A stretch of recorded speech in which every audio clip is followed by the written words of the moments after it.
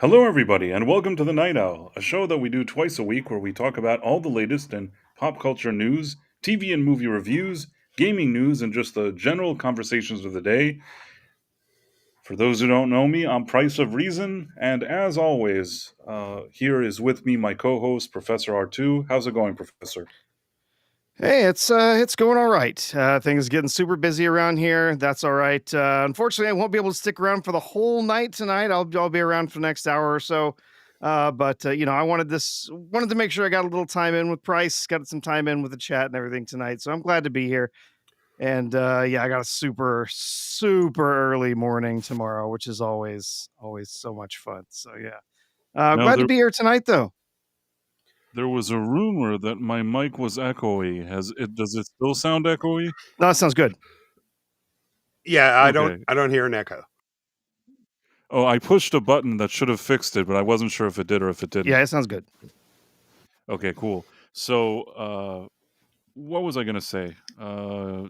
Yeah. So sorry, I think I interrupted whatever your intro was. No, you're fine. No, we got one other guest with us tonight. Right, and that's what I was going to say. That we also have a guest with us tonight, which you've seen before, is Phobos, friend of the channel that hangs out with us sometimes. So it's good to see you here, Ista. How's it going? Oh, it's going really good. It's always a pleasure to jump in and hang with you guys. It's really fun. Yeah, we like that as well. And there's a lot going on this week. Whew. Yeah, definitely, absolutely going on this week, and yeah, I don't know. I'm trying to think for a second. What did we even say? I feel like whatever the things on our thumbnails are, there's probably always even more to talk about. But we have Trump wins in court. That was our first order of business. Mm-hmm. So there was a couple of times today he won in court, but yeah, I think the first one you're talking about is in New York, right? Yeah, there was something they wanted him to pay $500 million, and then that was sort of thrown out, or what happened with that? That was never ever going to stand. But no, the appellate court, which is all Democrat except for one Republican judge, by the way, they didn't vacate the verdict, but they vacated the penalty. Yeah. This is one, actually, Price, we've talked about it before because early on, when this first went up in front of this appellate court, the appellate judges tore the state prosecutors to pieces. They thought they were going up to be in front of some judges who were going to be really sympathetic to their case. And it was clearly like a junior prosecutor or something that Letitia James had sent up there. They tore those people to shreds, saying like, I'm not sure how you read this statute, but it doesn't say that to me.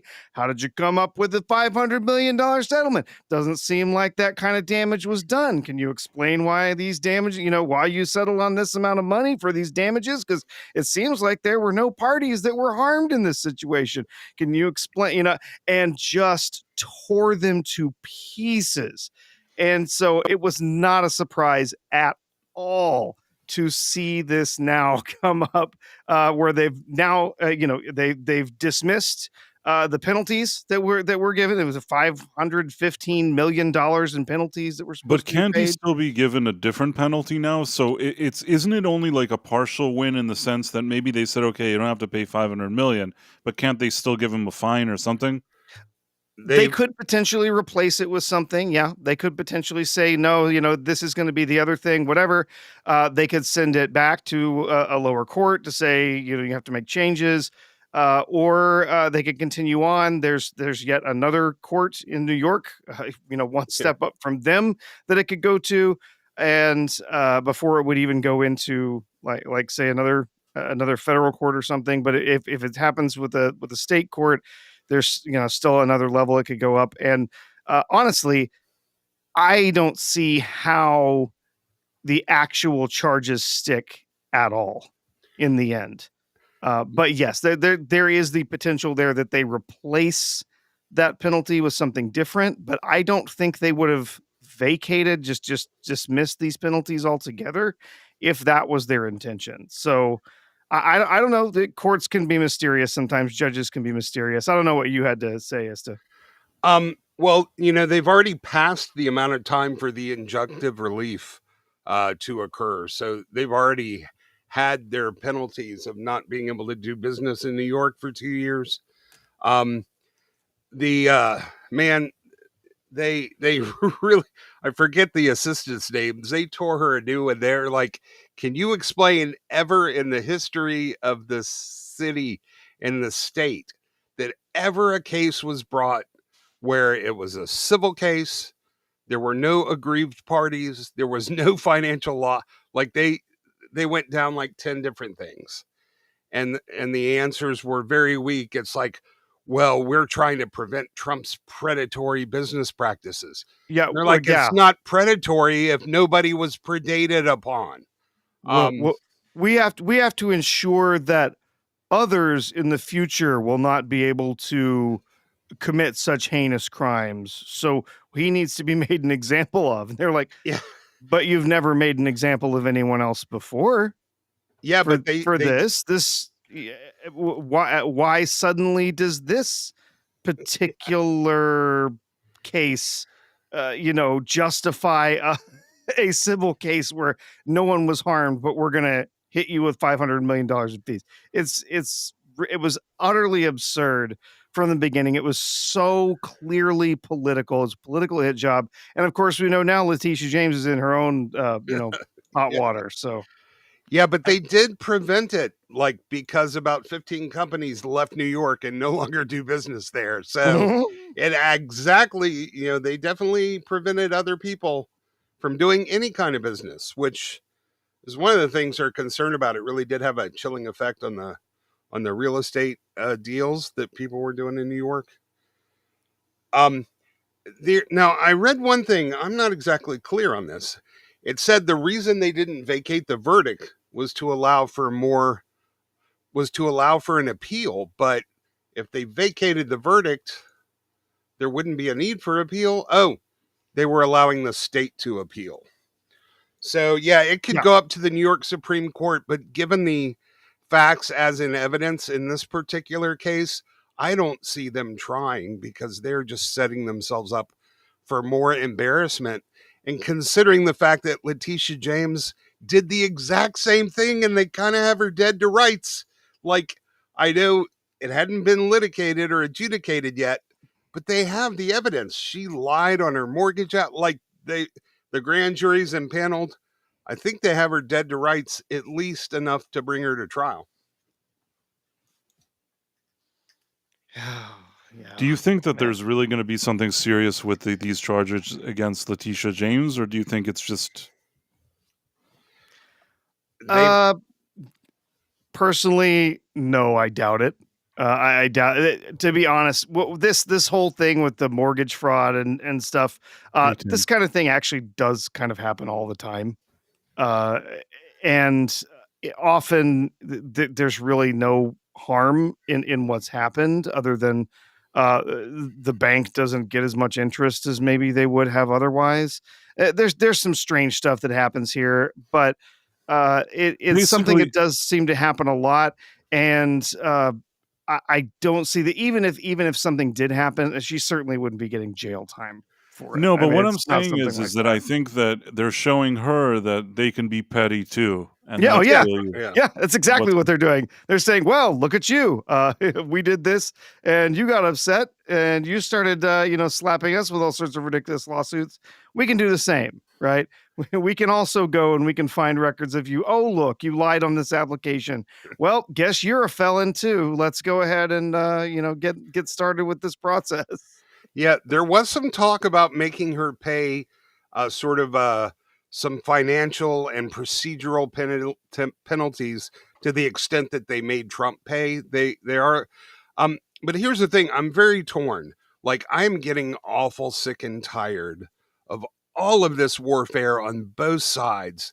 It's dragging. It's costing money, a lot of money, and it's preventing anything from getting done, because now they're using the judiciary to gridlock the government. Like, on both sides, like, I'm sick of the lawfare. Stop it.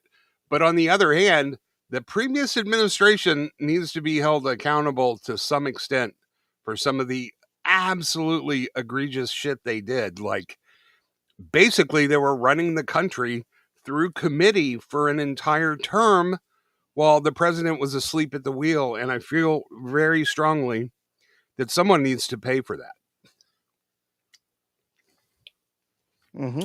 But I'm getting sick of the back and forth and the recriminations. And, this really, in the long run, it's not helping anybody. Like, run the country, like, represent the people like you're supposed to. Yeah. Oh, yeah. Good luck with that. Yeah. Well, it's fun. I mean, look at the hypocrisy around gerrymandering.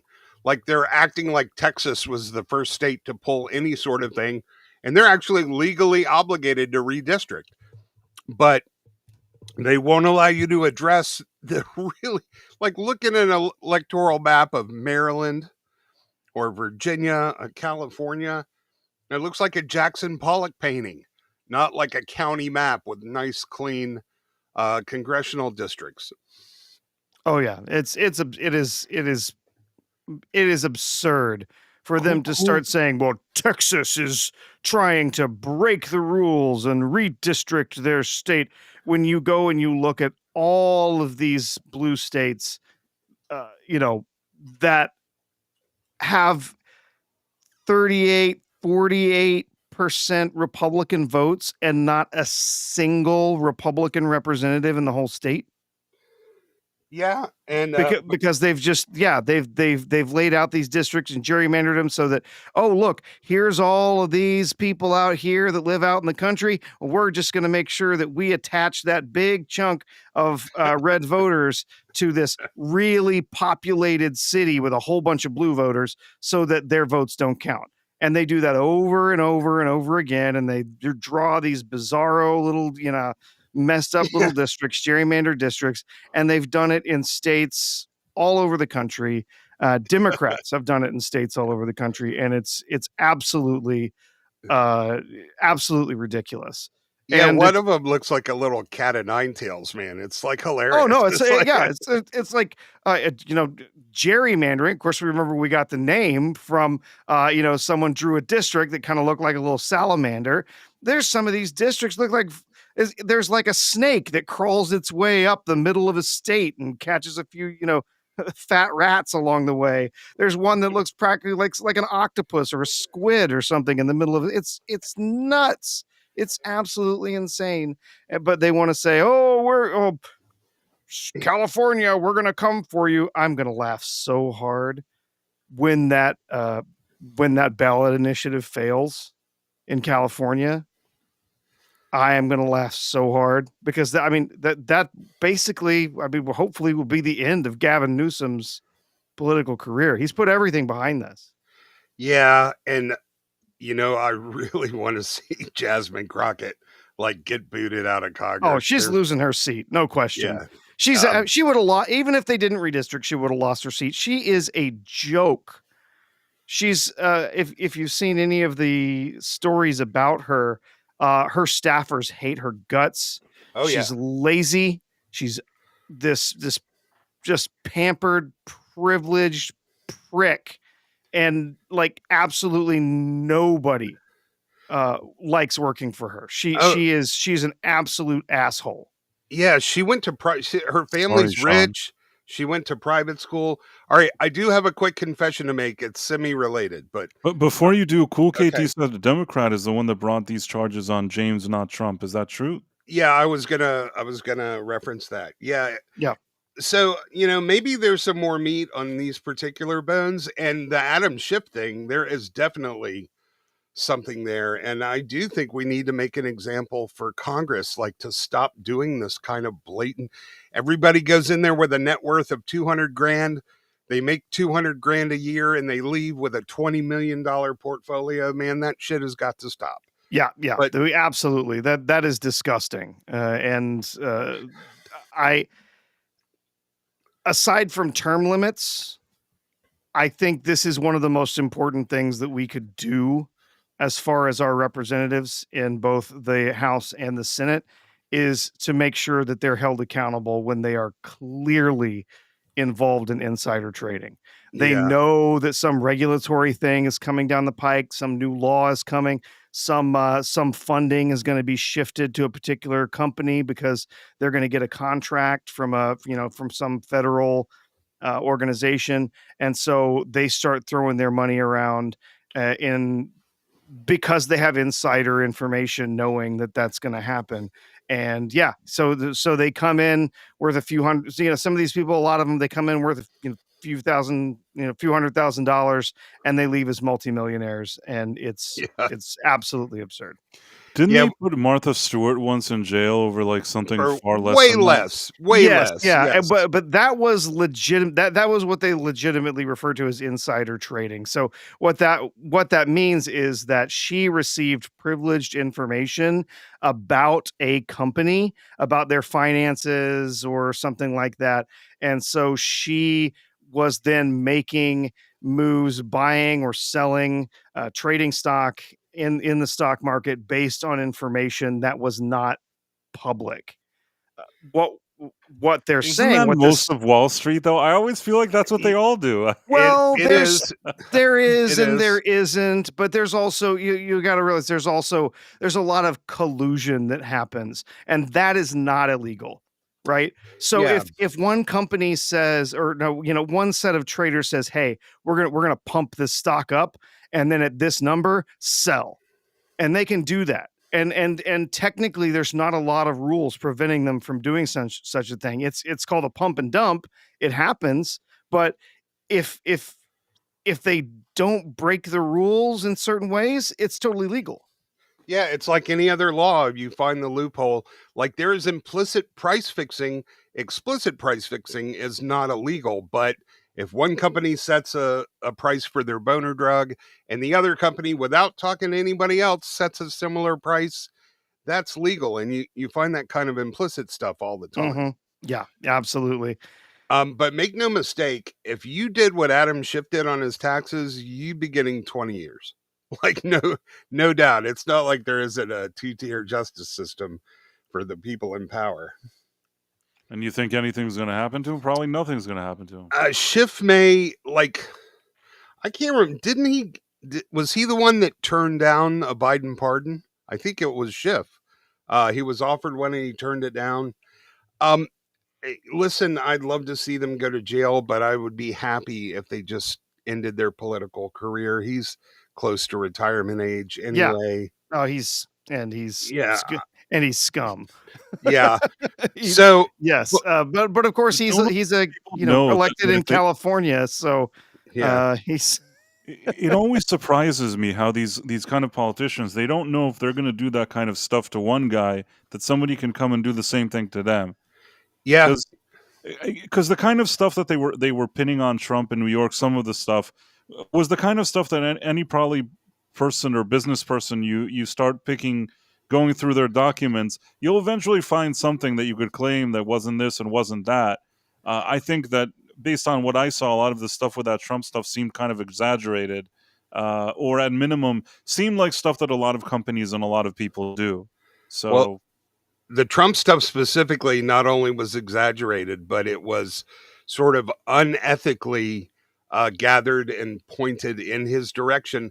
Even before she ran her election campaign, she ran on trying to get the guy. He was completely targeted, and that's not what the AG is supposed to do.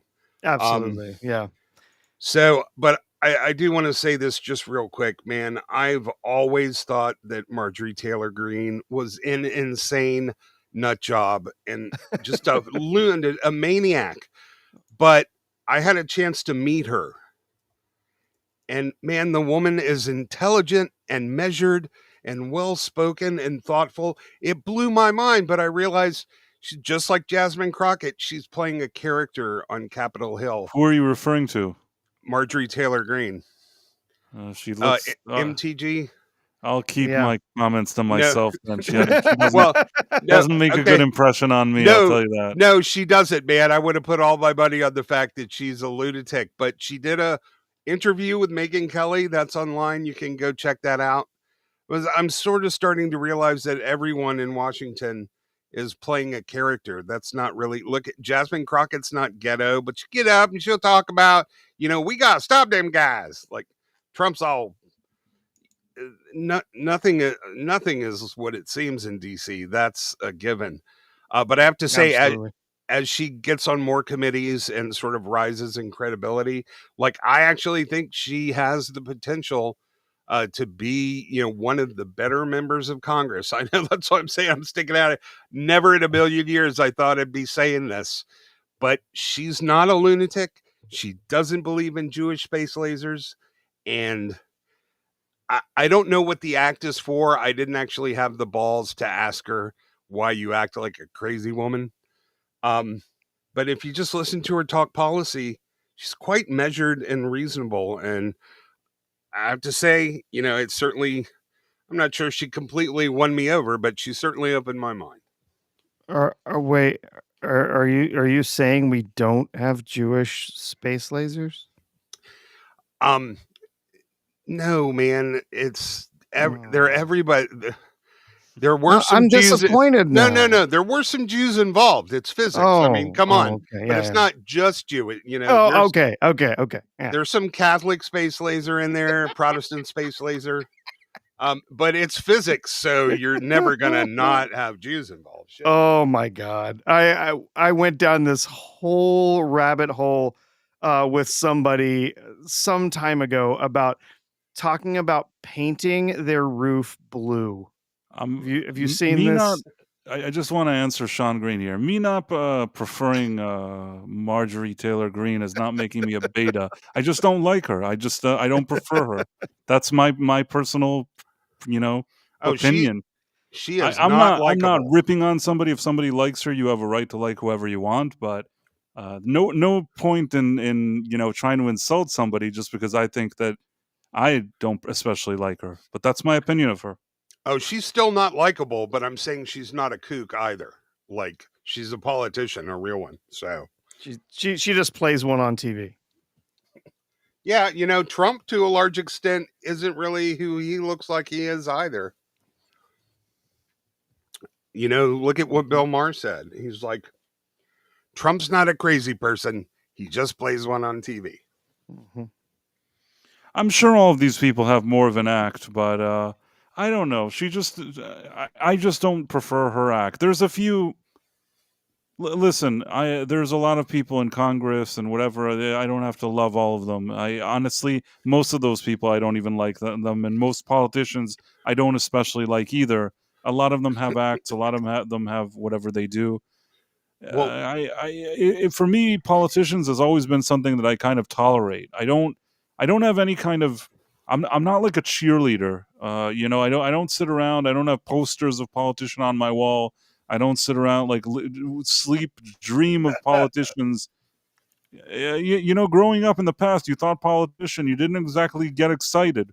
It wasn't the cool thing. Usually you think politicians, and that's kind of annoying. And it hasn't really changed for me, but I think that you just pay a little more attention these days, especially because of things that have happened in the past several years. So I guess I'm paying more attention than I ever was. But I still, there's a part of me that doesn't even love that we have to focus so much on politics these days. I think we do, but it just kind of bothers me that we do.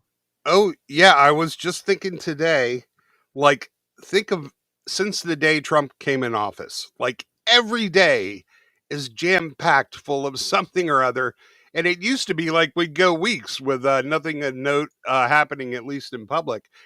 In fact, if the news can't keep their ratings up during a Trump presidency, then something's wrong because more stuff happens in a day than used to happen in 3 weeks. But I think maybe they have a crazy person quota, and Anna Paulina Luna is sort of climbing up the ladder, so MTG had to step off. I guess. Mary White says, I think Sean's busting your chops. I'm sure he is. He usually does. So I'm not taking it personally. I just kind of, I don't know how serious or he was or he wasn't, but I just told him, first of all, I have thick skin. I'm not, Sean can say whatever he wants, but I was just saying that I didn't prefer that lady. But that's just my personal opinion. And Caleb Levine says, Price, you should be a Vikings cheerleader. Yeah, now there's male cheerleaders. Apparently, that's a thing. There always have been, but not these kind. Yeah, there's a difference between a male cheerleader and a male cheerleader. Yeah, they used to call it tumblers. They did tumbling, the guys that hold the women and throw them up and flip them around, not the ones that pranced around in a Yeah, skirt. well, Like you got to remember when we back when you were in high school or you're in college, there's cheerleaders and then there's the squad. There's the pom-pom dance squad. So the cheerleaders, they're the ones that are doing flips and tossing each other in the air and all of that stuff. And then there's the pom-pom girls who were dancing around, doing silly things in tight little outfits and waving the pom-poms around. We're talking about men doing the silly dancing with the pom-pom stuff now. That's what we're talking about. And yeah, it looks ridiculous. It's ridiculous. I had a friend come up to me once. He's like, I went in the living room and there was my dad. He must have been like in his 70s. He's like, and he was watching Bring It On. And he was really into it. And I'm like thinking, man, that is so creepy. I have to confess, I thought the movie was pretty funny, actually. So, and now I'm kind of that age, so I haven't watched it lately, though. So, Yeah, well, so I guess we went over Trump. Was there another win in court? There was one win with the 500. Was there another win that he had in court today? You said there were multiple wins. There was today in the Supreme Court. So it was a 5-4 decision saying that Trump and his administration were free to move forward with cutting somewhere I think it was like $600 million or something in funding for DEI centric research. So they were able to move forward and start cutting out. What is DEI research? I'm not really sure. Finding the most efficient way to eliminate white people, maybe. I'm not sure, but it was sorry. No, go ahead. At its most charitable, at the nicest you could be, DEI research is finding the most efficient way to be inefficient. Mm-hmm. That's best case scenario. I see. So that was something that was being held up in the courts, saying, you can't cut that funding from this organization, that organization, whatever. But the Supreme Court today said, nope, you can go ahead and do that. You can go ahead and cut all that funding. And so there was a bunch of different funding agencies that they basically said, yeah, all those grants are canceled. See you later. So yeah, that's a win for everybody. It's a win for cutting spending.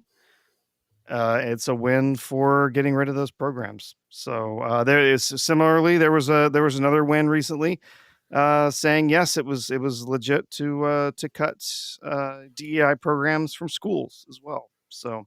And the Boasberg thing that was only a few days ago, right? The appeals court quashes Boasberg's contempt order, or did that roll around before Thursday? Anyway, I don't remember, but I do know there was one loss that they had in court. Essentially, the judge who was a Clinton appointed judge, who's been one that has been responsible for a whole lot of the documents and stuff in Island Man, and all of those documents being sealed up in courts. They essentially now said, despite all of these requests for releasing all the documents about him and his island, that no, they were not going to release the seals on any of those documents. They weren't going to allow any of them to be released. So once again, as we said before, it is not the federal government, it is not the DOJ that is preventing the release of these documents. Yeah, that was Richard Berman, and he's Mhm. probably the most blatantly partisan hack judge that they have on the circuit. And Yeah.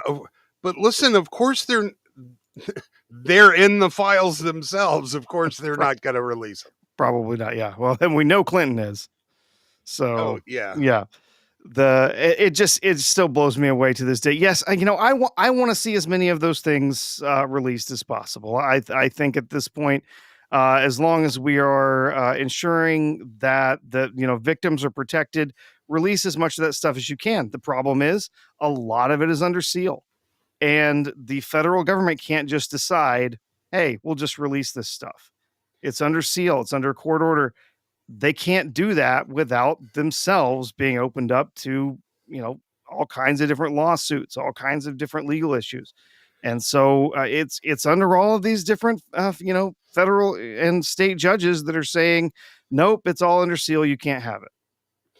Um, And until they're willing to release those seals, there's only so much of this we're going to get. And I do understand. It sounds like that the House is saying that they're going to redact some stuff and release some stuff that they have available. Great, get it out there. I'm so tired of everyone saying, oh, that's not getting released because Trump's in there. It's like, no. If Trump were in there, we would know about it. They would have been shouting it from the rooftops for the last 6 years. and I kind of feel like Trump would brag about it. I really do. Like, the guy's got no shame as long as they were actually of legal age. He's like, yeah, I'm the best guy. It was like 18-year-olds. They couldn't get enough of me. They were just loving all over me. Like, he'd be bragging. I need to work on my Trump. Yeah, I'm with Alan Dershowitz, man. He was falsely accused, but he's like, the only thing to do is open all of it up and let people decide for themselves. Oh, his son died like 4 days ago too. Yeah, I heard that. Alan Dershowitz? Yeah, his son's name Elon Dershowitz, and he died of a brain tumor. Like, Oh, because Dershowitz has been, pretty active on the talking circuit because of the Epstein stuff. And man, I think of my kids, like, Jesus. well, that's terrible. Yeah. So- Well, he Elon Dershowitz, he lived till he was 64. He was actually diagnosed when he was a child, and he was told that he wouldn't make it to 15. Yeah, they said he'd And- never make a yeah. bar mitzvah. Yeah. Yeah. Mm-hmm.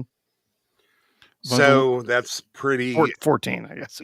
Yeah, so he got like 60 58 years. That's pretty impressive, I guess. But yeah, he dealt with blindness and a How number old of is other Dershowitz issues. himself if his son was in his 60s? Oh, Alan Dershowitz, he's touching 90 now. Wow. Yeah. I didn't know all He that. is, I know that in the past few years they tried to pin a lot of stuff on him. I never know. I mean, I don't know. He's 86. Yeah. There's Yeah. so many people over the past few years that so many other people tried to pin so many things on that at this point, I just am never sure anymore if a person is guilty or not. Do you get what I'm saying? It's at this point, I Yeah. just don't even know. They're all guilty, Price. It's just a matter of figuring out what they're guilty of. What they're guilty of. Everyone's guilty of something. Also remember, it's the Democratic judges that are not releasing the files, and then the Democrat politicians are getting a lot of mileage blaming it on the Republicans. So it's a little Article 2-3 punch there as well, or Article 1-3. So it's one of those. It works out for both of them. I don't really think it's a conspiracy, but and in all fairness, the Republicans will get mileage out of what they can get mileage out of too. Like, everybody plays that game, but it frustrates me to just see how one-sided the mainstream media still continues to be. Like, just go try to find out what the charges are against Letitia James and go to the main news sites. You'll be pulling your hair out at the one-sidedness. Oh, you should get Ground News as a sponsor, man. That's what you. Who should I get? Ground News. Ground News. Yep. They sponsor a lot of different streams and podcasts. It's actually a really good app. I use it myself. Yeah, I was. It popped up because, like, you really helps to know the slant of the news source that you're reading. It really can be difficult to even get the most basic information without just a crap ton. Sorry, Sean. A partisan spin on it, and it's never been this bad, and it's just frustrating. Totally. Mm-hmm. So wait a second. Let me look for a second. We went over Trump wins in court, Letitia James in trouble. Today I have to say that Istafovos made me laugh because I said, "Hey, Ista, you want to join us today for the night out?" And he goes, "Yes, but what's the itinerary for today?"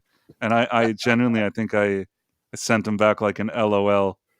I don't know why, because I feel like this show has the loosest itinerary of a stream, pretty much.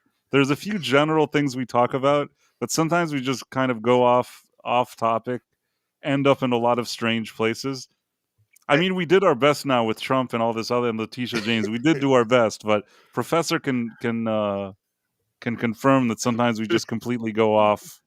Oh, the whole chat could do that for sure. Like, there was a guy in the UK arrested for yelling "I love bacon," and then that woman, that super woke chick in Canada, that was outwoked by the other wokers at a party, and they wouldn't let her in because she was wearing hair You sent braids. me And that. That sounded fun. Let me find yeah, this. I'm yeah, gonna this share is that. insane. Yeah. I like- While you're digging that up here, I'll share another story that I saw today that cracked me up. So they've been trying real hard to stop alligator Alcatraz, right? Remember hearing Yes. about alligator Alcatraz's detention center being built in Florida. So now here's the latest twist. Now they're going to try and block them from using and expanding alligator Alcatraz because it's going to cause some damage to the environment.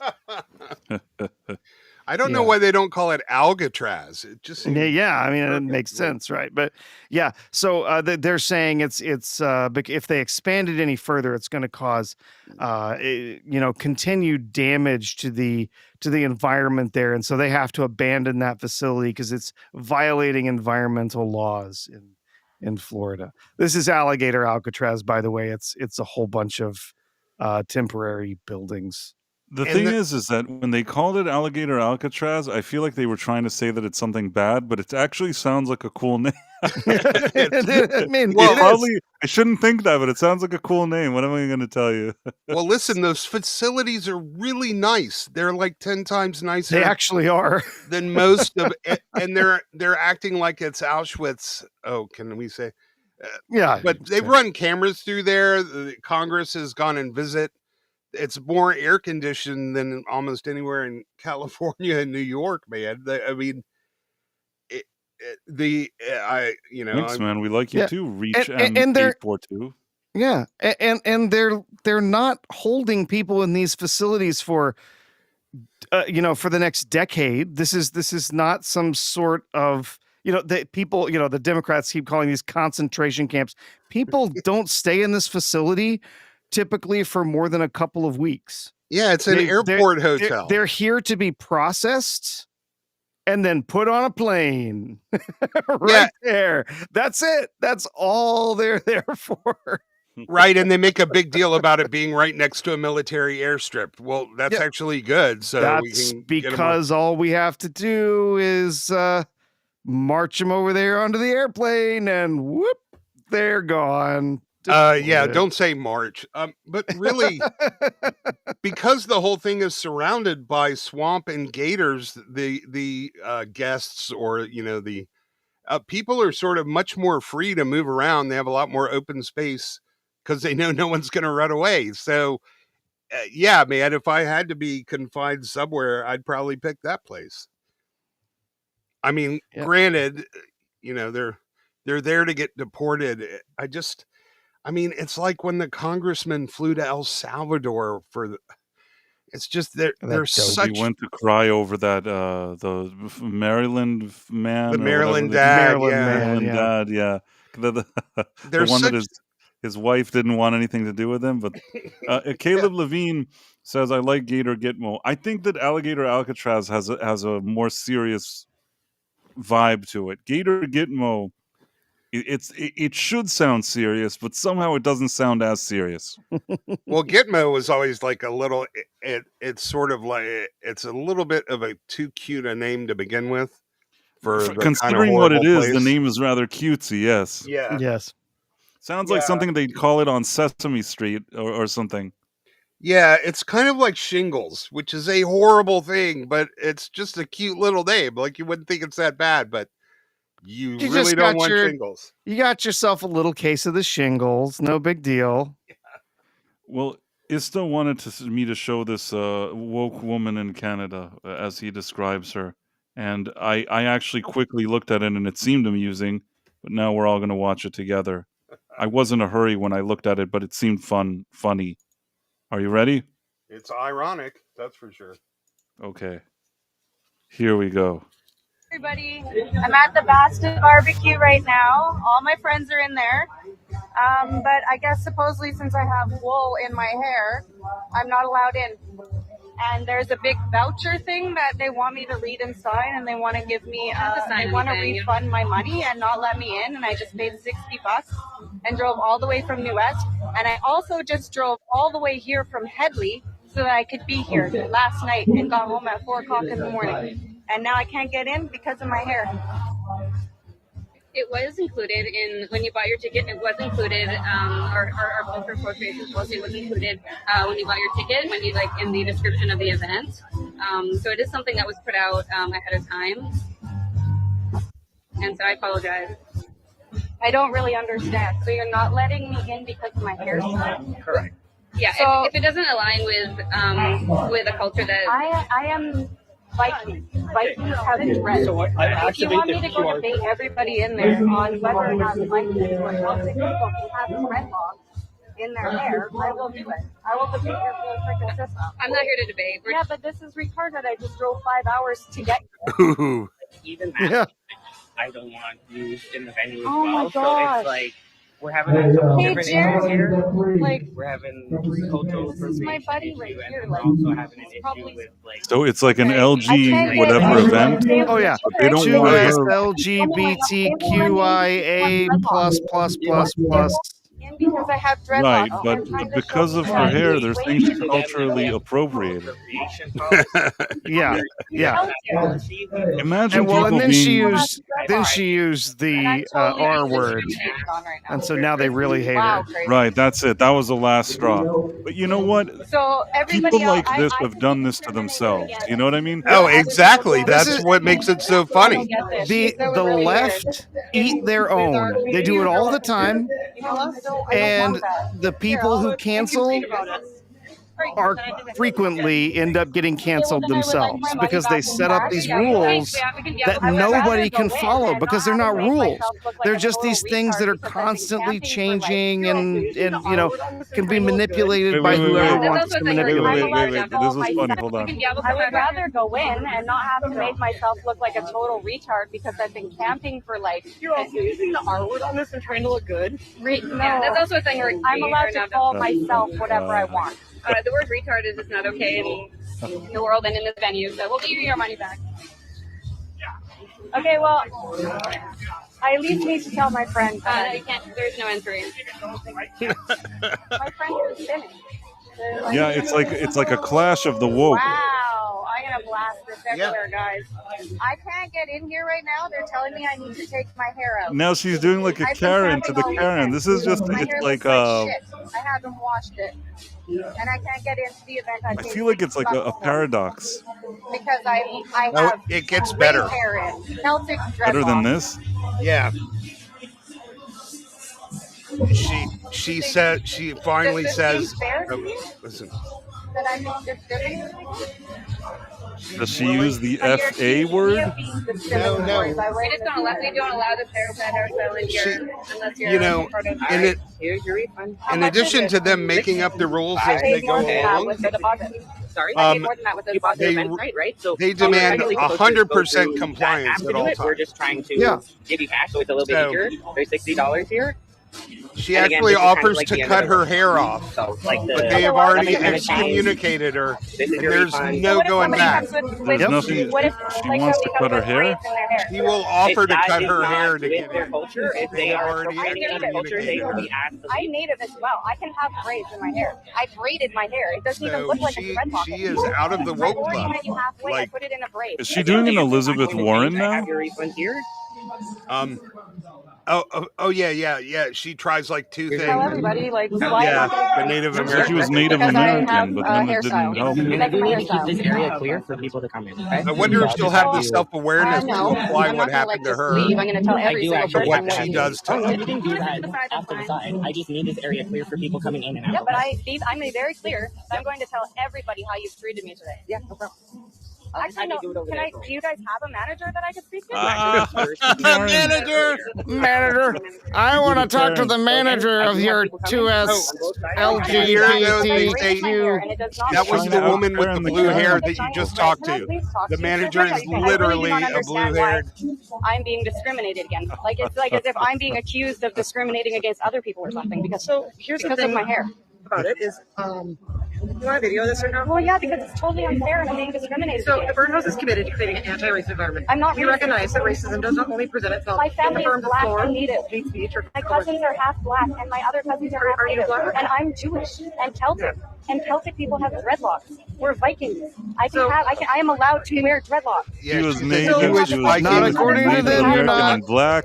All Yeah, in she's one This is second. so bad. I She have so many switched from friends one to and the I'm gonna show other. it everywhere. She's a I think Jewish you should fucking Viking, slap her, part just let me Native know. American with So, a black with me, boyfriend. very This carefully is with the the black first time I community saw space. somebody that And I has just so want you many to look things at that this they and do. think about it. And I think about it probably if that's have something. at least like 5 people friends in there that are black right now. So I actually have to go run in and all my there's an friends email are on there black. if you want to engage with us All further, my okay? friends are Okay, so I black. can go the email after I just fucking I'm drove sorry, here. this lady. I drove 3.5 doesn't- hours from Headley. Hey, there's a So black I guy can in get the here gym. on time last night. There's no way this is a real person. This has to be like a parody. You know what I mean? If I wanted to do a parody now, this is what I would do. Thanks, Bastards Barbecue, for having your event at the Birdhouse. I got discriminated against, drove over 4 hours, drove an hour from my house, and now I can't get in the blazing heat, and I need to pee really bad. So, She's like the ultimate victim. Yep. Yeah. okay, how about this? You know what? You guys want to make me look ugly after I put all this fucking effort into my hair? Okay, this is what we're gonna do. I guess we're gonna take our fucking hair out, and we're gonna look like a total fucking dork for the whole event. the No, way this is, I want to take my hair out because I want to come in. My friends are in at there. this point, though, we're not going to let you in. She's you can't even cut her hair at this point. You used the R word, and now we don't feel safe around Sure, I'll you, respect the rules. I'll take my hair out. colonizer. I wonder what this party looked like. I feel like if we entered this party, this seems like the worst party in the history of parties. There's some video of the interior. The place is called the Birdhouse. It's basically, it looks like a bunch of women with blue hair and nose rings dancing at a college. Can I at least use the bar. bathroom? I need to It pee. sounds awful. Like if I was here and I just happened to pass by, not knowing what this party is, and I'd see this woman, these other people talking, I'm not even Is that what bothering the entering security this place. check I was already when I know. got here? I don't. Was you checking? I mean, See if I you could have come the in and grab interior, the I'll paper? look at it just As soon as for you saw me, that was shits the and security giggles. check. But That sorry, was the Sean. security But check. As soon generally as I got speaking, here with I dreadlocks don't in even my need hair, to they're see not the even place. friends, they're just I fucking wolves. feel like I know what's going on Oh here. yeah. They're wolves. Well, when My this hair is is over, black. I'll read the description Maybe of if I dyed the my hair actual blonde and had blonde venue, dreads, because that'd be different. it's I a have no riot. idea right now, but I'm not getting into the event that I just fucking traveled all the way She from does Headley not to get home one realize. time. I think that she has no realization of how Now they won't silly even let me she take is. my dreads out. You guys let me The know. lack Where of I live in, I think I self-awareness was pretty is fucking nice, really impressive. considering how I've been treated. I'm waiting for somebody to say that it was a parody or something. No, this is totally real, man. The Twitter This is and Reddit this is is absolutely the fire. real, and I believe every bit of it. Here, this person wrote this video is the best. It's like a real life SNL skit. So many nuggets of gold from the blue haired manager to the thing with a retard and calling it. I can call myself whatever I want. I don't know. It's unintentionally funny. This lady doesn't realize what a kind of grand slam stand-up comedy she delivered here. She doesn't realize it. I mean, this is really. I mean, this is woke. This is all of these ideologies just combined in a little nutshell for everyone to see. Right. First, it's a bunch of people who are grandstanding over some particular offense that has been taken on behalf of some group that they are not a part of. Yeah. These white people who are standing here with blue hair and whatever, tattoos and earrings and nose rings and all this stuff, are offended on behalf of Black people Who are saying not that offended. who would say, "Oh, we're offended because you are wearing dreads and those dreads are part of a different culture and you're not allowed to have dreads," even though those aren't freaking dreads. I know what dreads look like. That's not dreads. Yeah, I mean, listen, it's a combination that she's an idiot and so are they. You know what I mean? Yeah, It's but- just it's a perfect storm of Yes, idiocy. yeah. So it's a bunch of people getting offended about something that they really have no business getting offended about. They're offended on someone else's behalf. And then they continue, they set these little goalposts about, well, this is what's allowable and this what's not, except that those goalposts move constantly. They can move now, they could move in 5 minutes from now, they could be different, and then they could change again 5 minutes later. They're constantly shifting these goalposts as to what is acceptable and what is not based on their feelings at the moment. How do I feel? How does it make me feel? And if I feel offended, then I'm offended. And so then I have to excommunicate you because you have offended me. Yeah, they have it's like a 6-page code of conduct, but here it's called the Birdhouse, and they're saying it's a 2+Z LGBTIA MNOPXQR to the pi squared safe space for performers and attendees alike. Our core values is treating safety and accessibility as a never-ending process and effort that can always be taken a step further.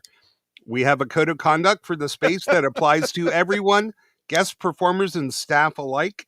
One example of our house rules for safer spaces is our cultural appropriation policy, which centers on the safety and well-being of our racialized guests.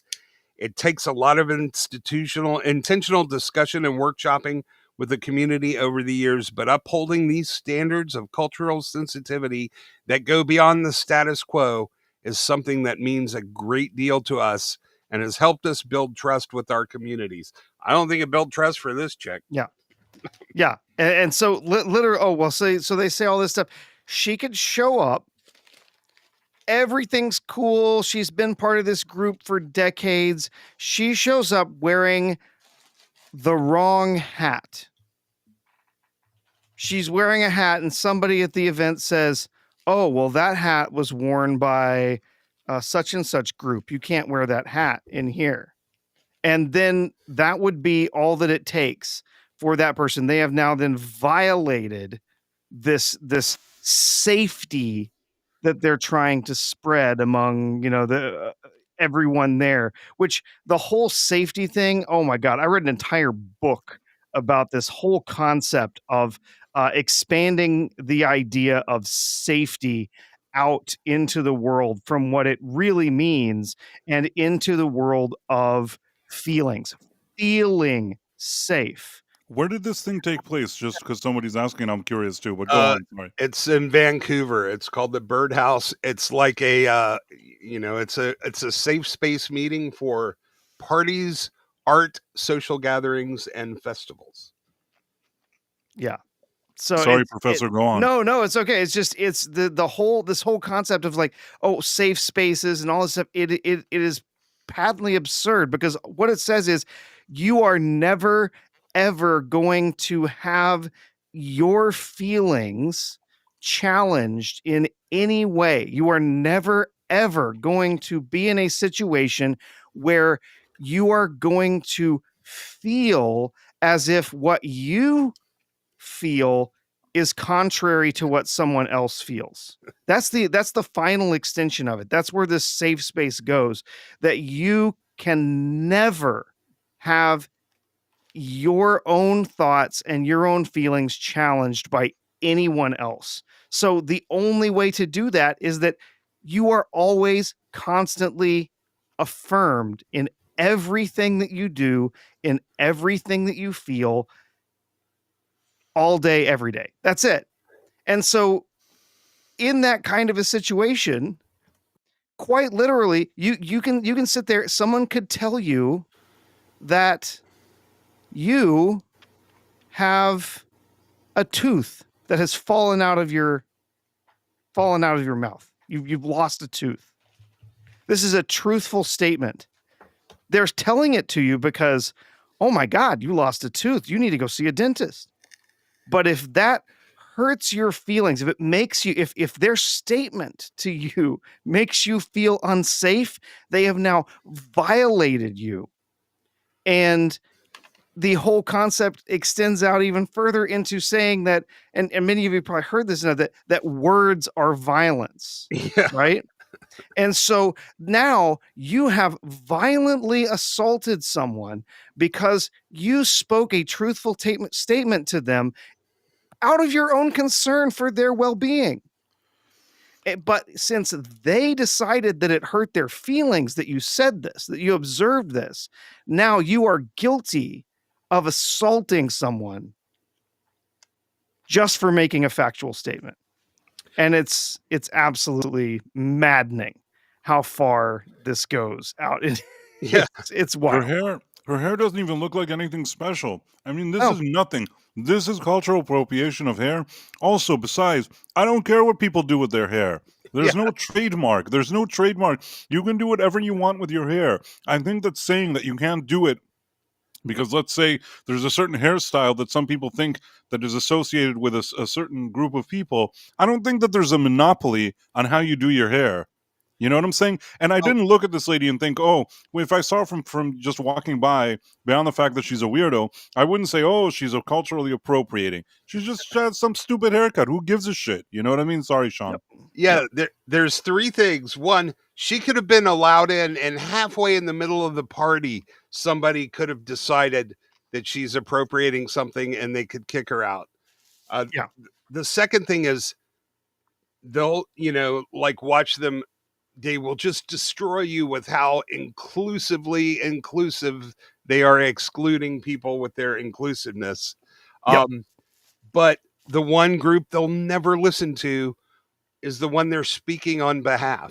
Like inside that party are 5 black people that will say, oh, it's totally fine. We're not offended. Oh no, we won't actually listen to the people we claim to represent. And 3, this kind of the thing that really bothers me is she's kind of hot. If she dressed normally, like, I mean, like, oh yeah, like she's not unattractive. She looks Even now, after all her bullshit, you still like her, Estefova? No. Actually, I mean, I am praying for her because there's a chance she could use this event, this traumatic thing that really, that was done to her, might be able to open her mind enough for her to realize how fucking ridiculous. Sorry, Sean. We have a few Yeah, super chats. that maybe she goes from woke to waking up, right? Maybe she gets there. It's wouldn't be the first time it's happened. There's been a few people who finally hit that. They've reached the pinnacle of woke, and they've realized that it's all total bullshit. Yeah, the Sorry, critical Sean. mass. Yeah. The first time I realized that, like, I always had an instinctive that the left will eat their own, but it was when the Dolce and Gabbana guys, the fancy, and they said they don't believe that gay people should adopt, and they were just excommunicated out of the club. That's when I realized, you know what, these guys are like 99% your ally, and they're rich and powerful and fashion moguls, and they have one thing you don't agree with, and you're ready to throw them to the alligators. That's like J.K. Rowling. J.K. Rowling is woke, except for one thing. But by that time, I already knew that's what they did. But that was the first time I really sort of was able to solidify it in my mind that if you are not 110% with them, you are out. But yeah, she's hot. There's a few super chats here. One of them is yours, Estefova, so I Yeah. wanted to just go over it. First of all, Isaac's a cool guy. You should check out what he's doing. I was on his show the other day, and it was cool. People need to stop feeling and start thinking. That's absolutely true. Mr. Phobos, 5 Price of Reason gift live gift memberships. Thank you so much, man. You really didn't have to. Mary White was a moderator here. Also, really appreciate that. Sent 5 Price of Reason live gift memberships.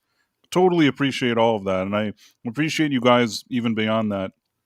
Both Mr. Phobos and Mary are always helping here and doing stuff, and we really appreciate that. Thank you.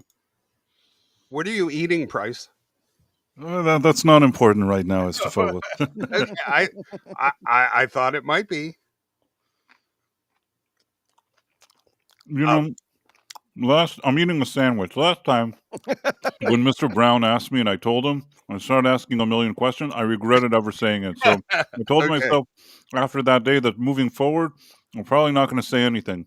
But I'll tell you, it is a sandwich, and I'll leave it at that. I have peanut butter M&Ms, and they are absolutely delicious. I want to ask the chat if chat thinks she's hot. Chat, is she hot? Or would have been hot if she was? Like, she's definitely at the top of the hot, crazy matrix for sure. So she's in the no-go zone, but the hot part, I mean, I can still objectively see it's there. For Caucasian black Jewish Viking lady from Canada, I suppose she's all right. Definitely. Yeah. All right, I just spat out some coffee in my nose. Nice, you got me. No, but I understand what you mean. Like when she talks or whatever, if you didn't know that she was such a nutcase, she could look halfway decent. She's not like, repulsive. But once you hear her talking, I would not recommend like you try to even approach. You know how those kind of National Geographic that the guys like don't try to approach this person in this creature in the jungle. That's what I feel about this lady. Run. Nothing good will come with talking to this lady. She's going to pull out a camera. 20 seconds later, she's the victim. The worst things you can ever think that'll be like you'll be accused of will happen in like 20 seconds. It's like Attenborough. It's like, here you see the Wokus australopithecus in their natural surrounding, in their habitat. Totally. Very important not to approach them. Wokus are really, you could actually write a really funny bit like that, I'm sure. It would totally work here. This reminds me, there was, and you can find this on YouTube. I can tweet, if you tweet me, there's an actual U.S. Communist convention, and they were trying to start the convention, and somebody said, point of privilege. Could you guys keep it down? I'm very sensitive to sounds. It's making it very hard to concentrate. You guys just please be quiet. And another guy goes, point of personal privilege. Stop using gendered language. You said you guys. I cannot possibly deal with that. And then they couldn't even get past the introduction because everybody started objecting to everyone else. And I'm like, yep, that's pretty much how that's an official government, it's a woke political party. Yeah. And it can never get anything done. Well, when you saw the DNC when they met after the election, they met to elect all their new people, and then literally the people who were in charge of the meeting were sitting there like trying to read the rules about about how many different people they had to have on different committees to make sure they were balanced. So they're like, well, we have to have this many people, but they could be we have to have this many women, but one of those women has to be a trans woman, and we can have this many men, but at least one of those men, like they just sat here like reading this, trying to wrap their heads around the insane,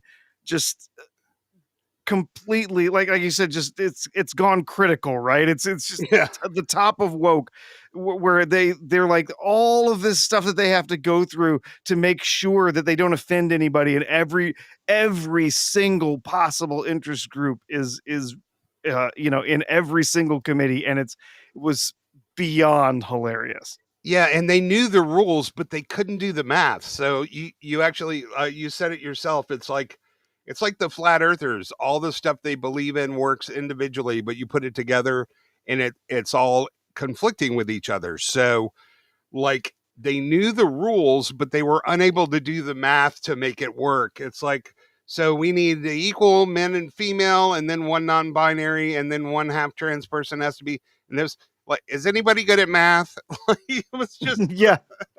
I want to say something because somebody sent me a DM now. I just want to say, I guess there was somebody that we were new to. They were new to the stream, coming from the Rumble side, and they were surprised that people were saying to each other, "Hail this person, hail that person," and that person apparently thought that that meant that there was a German mustache man greeting No, going no, on no. here. We're not saying Heil. Right, right. It's It's more like hail. hail to It's the just chief. It's hail to the chief, kind of yeah, hail, yeah, yeah. hello. It's not. Welcome. It's It, yeah. It's it's kind of it's unfortunate. a It's lot of unfortunate. YouTube channels have picked that up, just saying hail.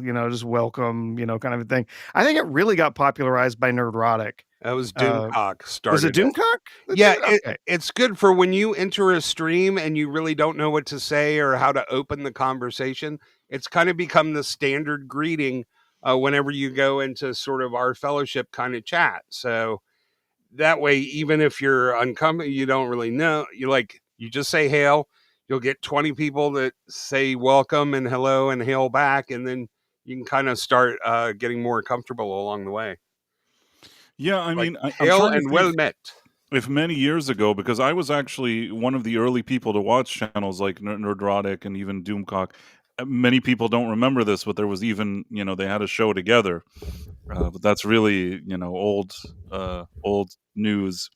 In any case, yeah. So I think that initially, when I was in one of those chats and people were saying that, maybe like a fraction, maybe like 5 seconds, the thought occurred to me because you're like, oh, like what chat did I arrive in? But I very quickly, within a few minutes, I understood that this is just what everybody's saying to each other, and there's no malice or anything behind that. Yeah, and Phantom Outsiders is correct. So Doomcock started, he was a Star Trek or an anti-new Star Trek stream, and it's short for Hailing Frequencies Open. That's how it got started. There you go. Yeah, I mean, it's unfortunate. I don't know. Sometimes the people have friendships, and then those friendships go away. I think that most people today don't even know or weren't even around in our circles to even see that. Were you guys around when they were doing streams together? Yes, but I didn't know that I was on mobile, and I didn't even know there was a chat because you can only see it if you go to view as a desktop browser on mobile. So I see. Well, they had something. I think it was called like the Inquisition. I hope it's okay. I'm even mentioning this. They had like something because that just shows you how sort of old school I am in this circle. Even though maybe some people wouldn't think that, but I actually kind of been around for a while.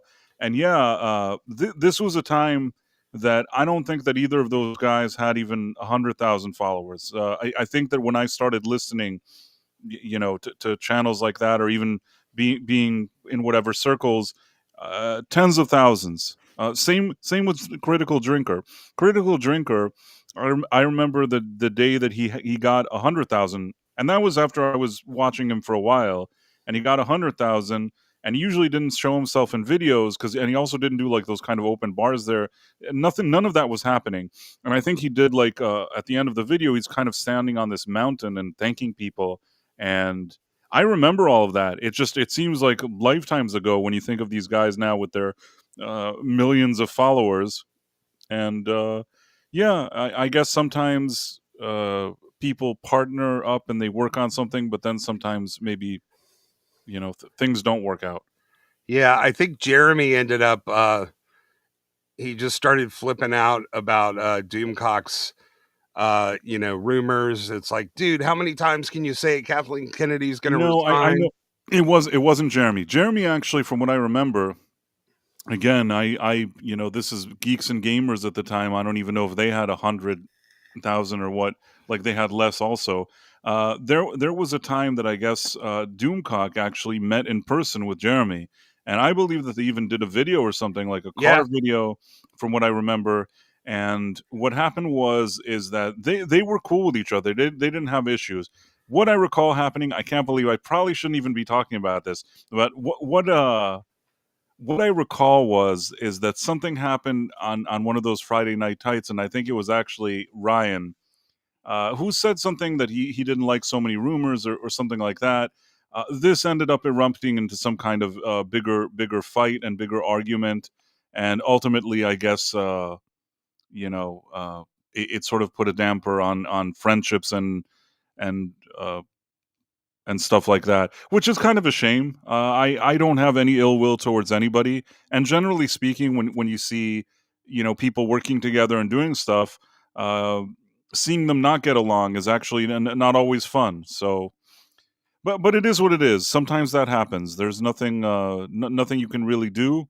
It's I guess inevitable, and yeah, I mean, I think that a lot of what Doomcock did, he would report on a lot of rumors and stuff, but at the same time, to be somewhat fair to him, he did say they were rumors. I mean, I never watched his videos thinking that it's 100% true. I thought that maybe he heard something and maybe it's true and maybe it isn't. And if nothing else, I thought that the way he presented it was rather entertaining.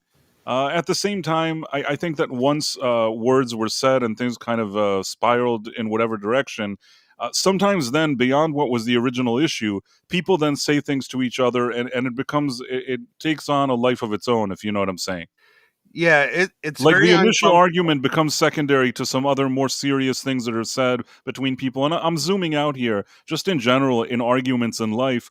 A lot of times, arguments start over the dumbest thing. It could be something so stupid that kind of was the catalyst to some big feud. You know what I'm saying? It could be something so dumb, but then once things are said and it goes completely off the rails and out of control, it doesn't matter what started it at the beginning. It's just sometimes it's not easy to repair a friendship. Yeah, it's just like having a fight with your girlfriend or wife.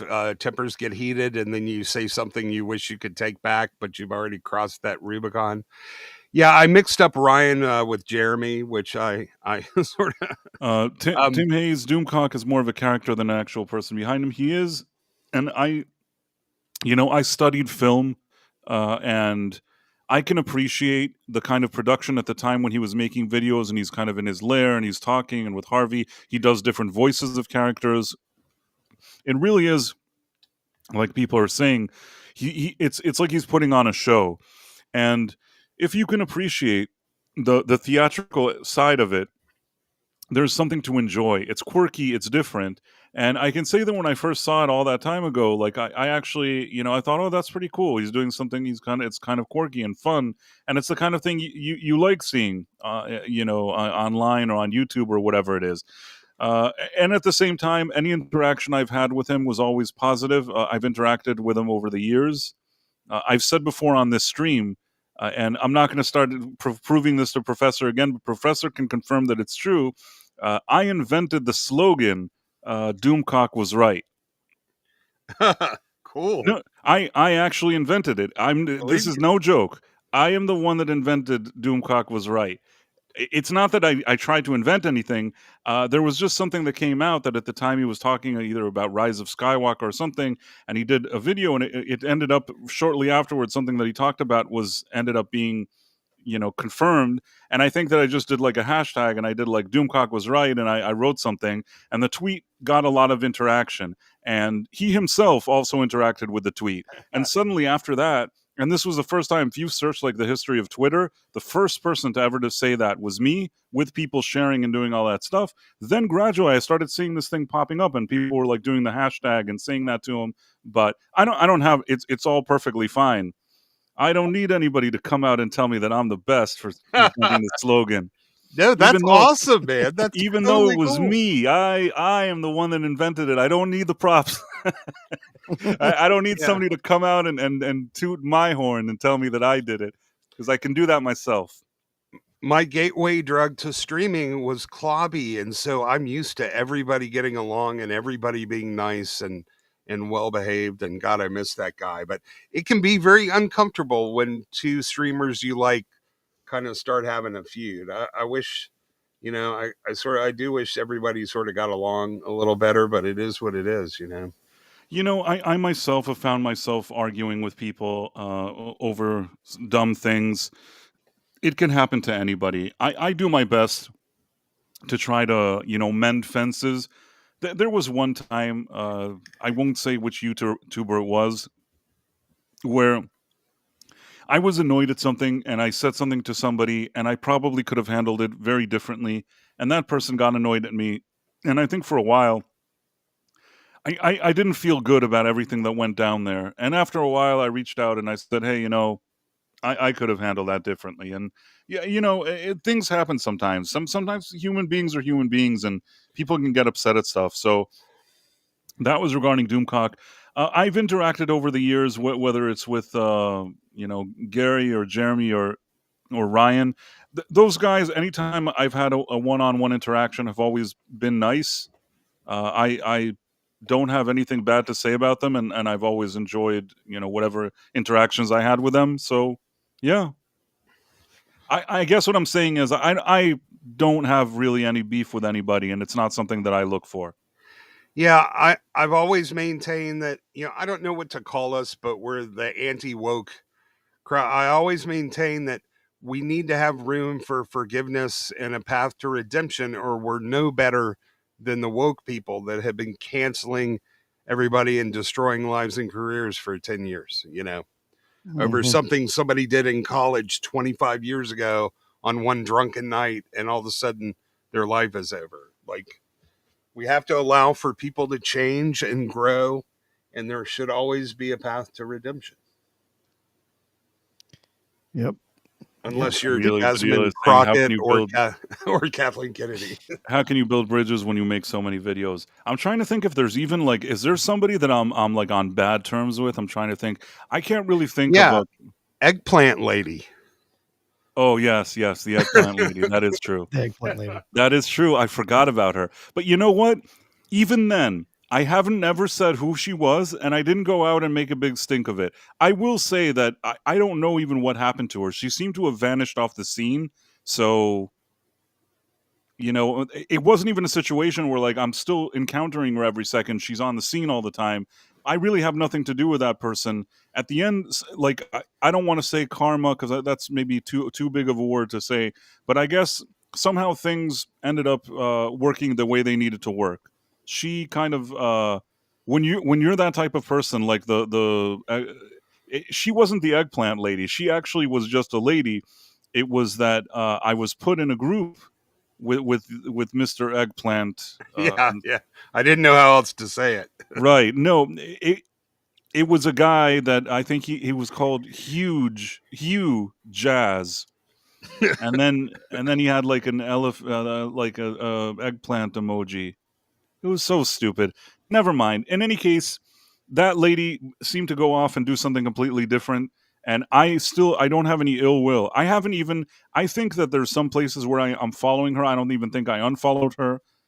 I never went out of my way to do anything. I whatever I had to say, I said to her, but I don't know. I think I handled it rather maturely. It sounded like you did. And that part Jewish Viking Native American lady, like, if she decides to see reason and want to come back in, we should, allow for that opportunity. Because that other group, she's gone. Like, they are never including her, the party of inclusion. She's out 100%. They do not allow for regret or any sort of disagreement whatsoever. I'll answer that quickly in a second. I don't have any issues with Tom, but I'll answer that in a second. Professor, you had something you wanted to say? Yeah, no, I was just going to say I'm going to have to head out pretty soon, but I did have one more thing I wanted to share for us to talk about real quick before I head out. So I shared the screen with you down there, and we can talk about this for a minute here. The disastrous rebranding of Cracker Barrel. Have you seen anything about this, Price? I have. It's another one of those stupid things where they just take a brand that's been around for a million years. Nobody had any issue with it, and they're trying to be all PC or whatever it is that they're trying to do, and nobody ends up liking it. Yeah. So first of all, I don't know how you get to this point of publicly showing off your new rebrand without having gone through dozens of different tests with different audiences and stuff like that to ask them what they think about it, how they feel about it, whatever. Because clearly the people who go to Cracker Barrel, the people who go to this store, to this restaurant, hate this rebrand. They hate it. And of course, when you look at it, it's clear what they're trying to do. They got rid of the old white guy. They got rid of the cracker, as a lot of people are joking about. They got rid of the cracker.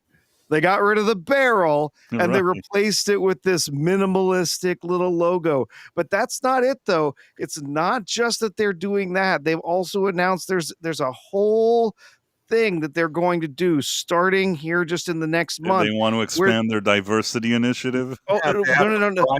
They're going to renovate all the restaurant interiors. They're going to update. So, I mean, you've been to a Cracker Barrel, right? It's the price you've been to Cracker Barrel. Yeah, I'm in the South. I think once. Yeah. But yeah, I know what it is. Yes. Okay. So yeah, in the South, they're all over the place in the South. But I actually kind of like Cracker Barrel, although I don't know, recently their food hadn't been that great last few times I've been, but no, but in the day it was phenomenal. Back in the day. Oh yeah. Really. When we took road trips when I was a kid, this was like the place we got to stop at when we were on a road trip was a Cracker Barrel because it was so good. But yeah, so they're going through this whole new campaign where they're going to renovate all the restaurants, renovate the interiors. They're going to update the classic peg game, right? The peg game that you have there.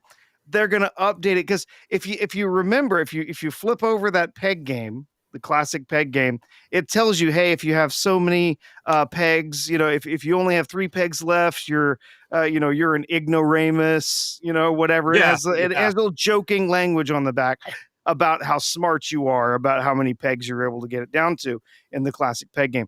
They're going to replace the peg game with new peg games that have encouraging language rather than the previous terminology. They're going to modernize the brand. They're going to get rid of a lot of the sort of rustic charm and stuff. And this is a disastrous idea. That's half the reason people go to this place is for the charm of this old fashioned country store, which by the way, they removed old country store from their logo as well. So my God, what a disaster. I mean, have you seen the stock? I think actually there's a tweet down here. Yeah. Yeah. I sent it to, there you go. And they had a CEO that kind of remembered she's kind of like that Hinder Shiner. Yeah. Uh-huh. Whatever her name was. Can you guess what day the rebrand went public? Yeah, let's see. Man. Oh, yeah, that's when it happened. Losing, it says here, 17%. You think, oh, that's bad. Could be worse, but that's bad. Yeah, that's over $250 million of value lost in their stock over a single day. It was a disaster. And this has gone very poorly for the company already. But what did they backtrack? If I were them, I would just go they have not. They have not backtracked at all. Not yet. Not yet. If I were them, I would go out and I would say, "Hey, we just fired this lady.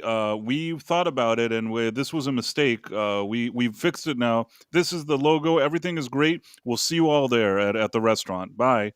Yeah. The sooner you do that in these situations, the better, because this obviously didn't sit well with people, and it's another one of those kind of Bud Light situations.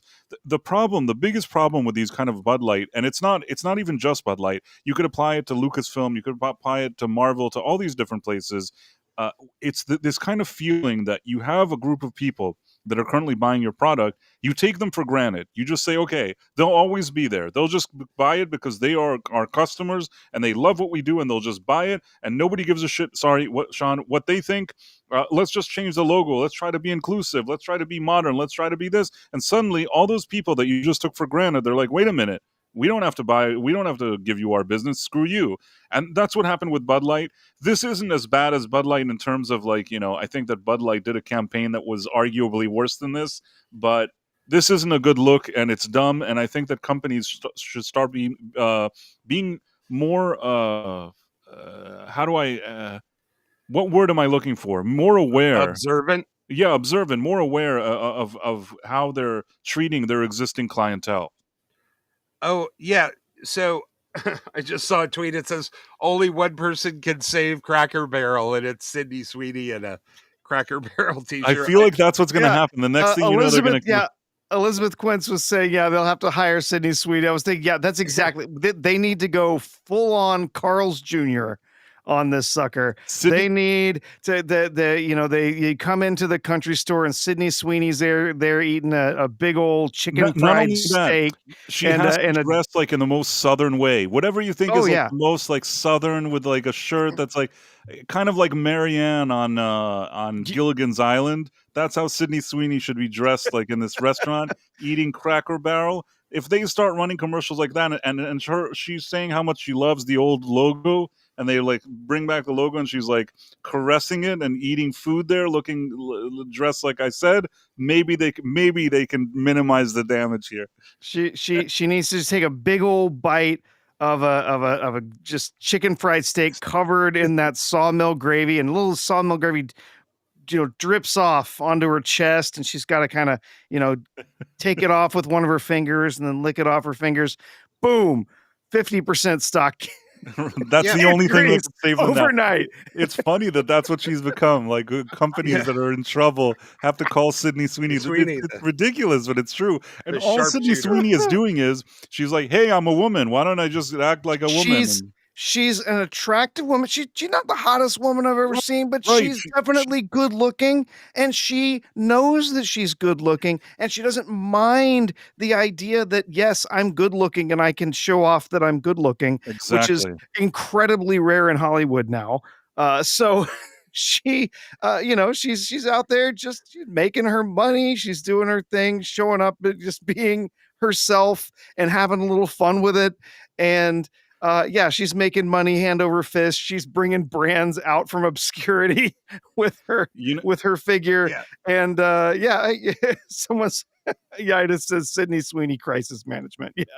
Yeah. Look at the smug, oblivious look on the new CEO's face. I think you paused it, but she was like, it's got to be.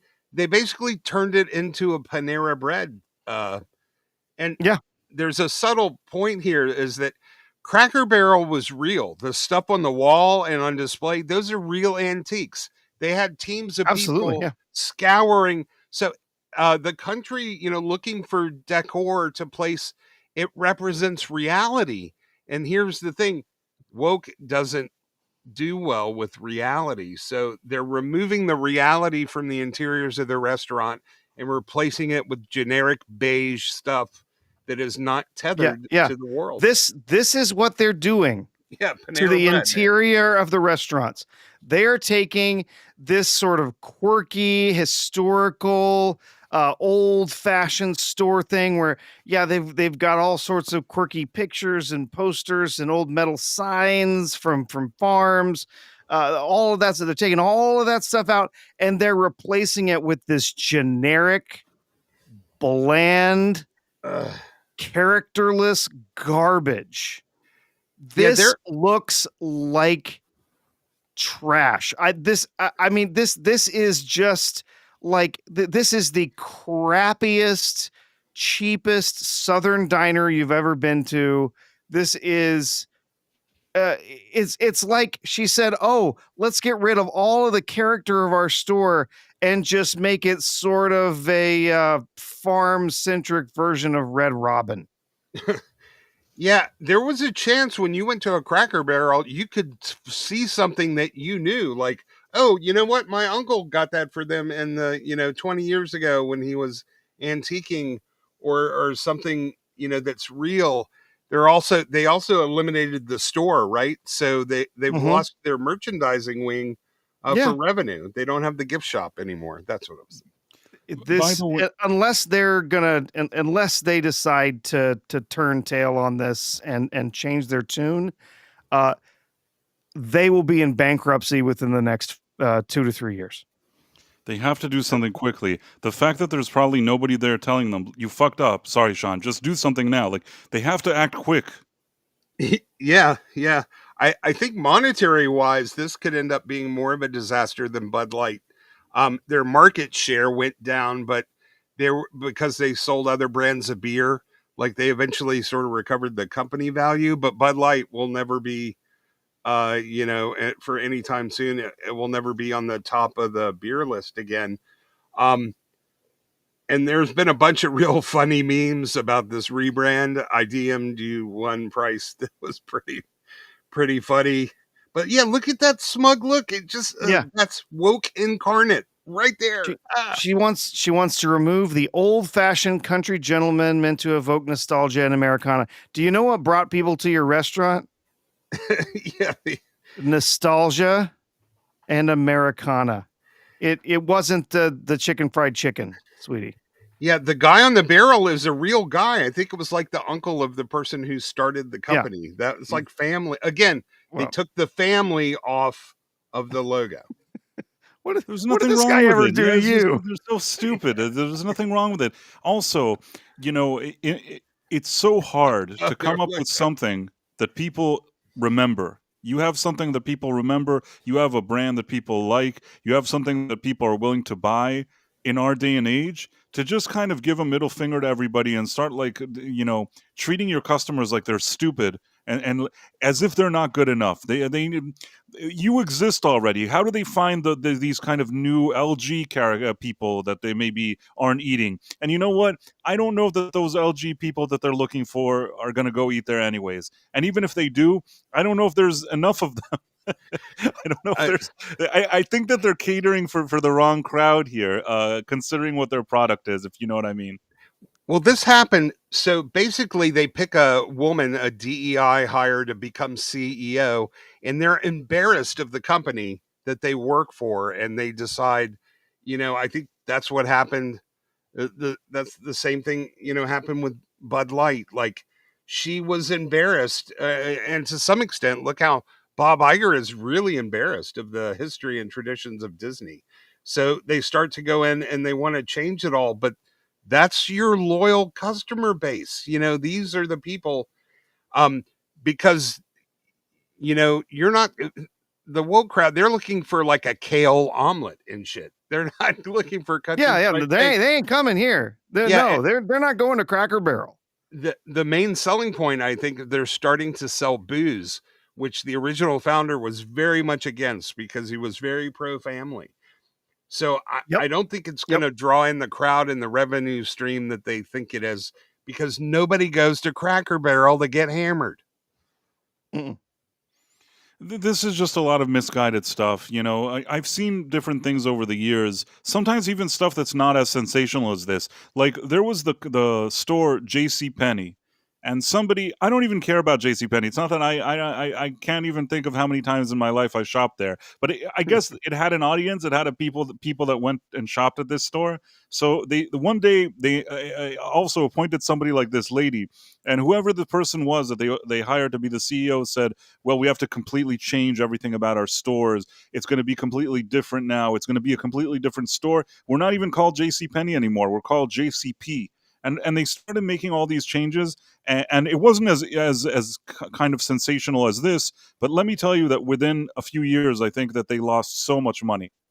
Just even the fact that people didn't even know what JCP was.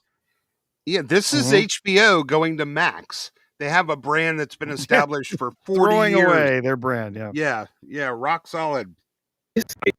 Saw us on the internet. Dude said he ate in a remodeled Cracker Barrel and he hated it. And I want to join in on the hate.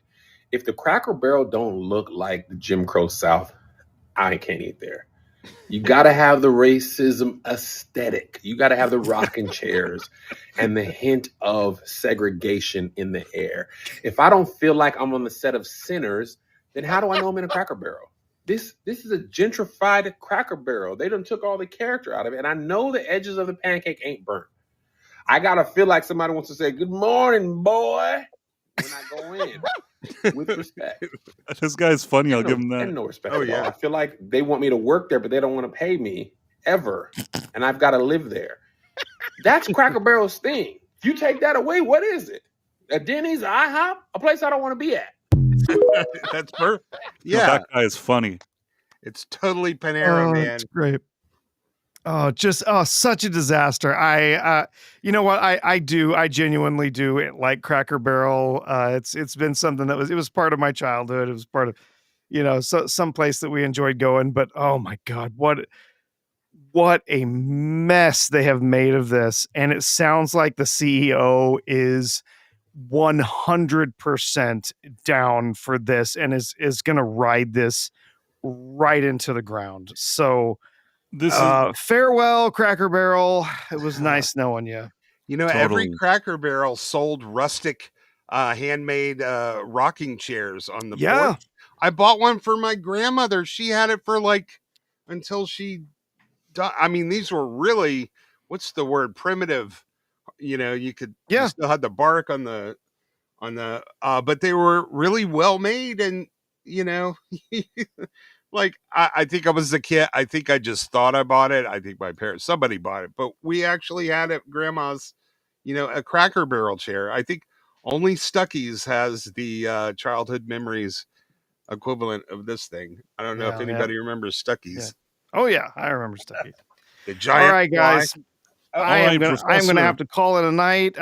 Again, I love having conversation and stuff. I've just got such an early morning tomorrow. So hail to the chat. Love you guys. Thanks to everybody hanging out with us over on Rumble, everybody hanging out with us over on YouTube. It was great seeing you all here tonight.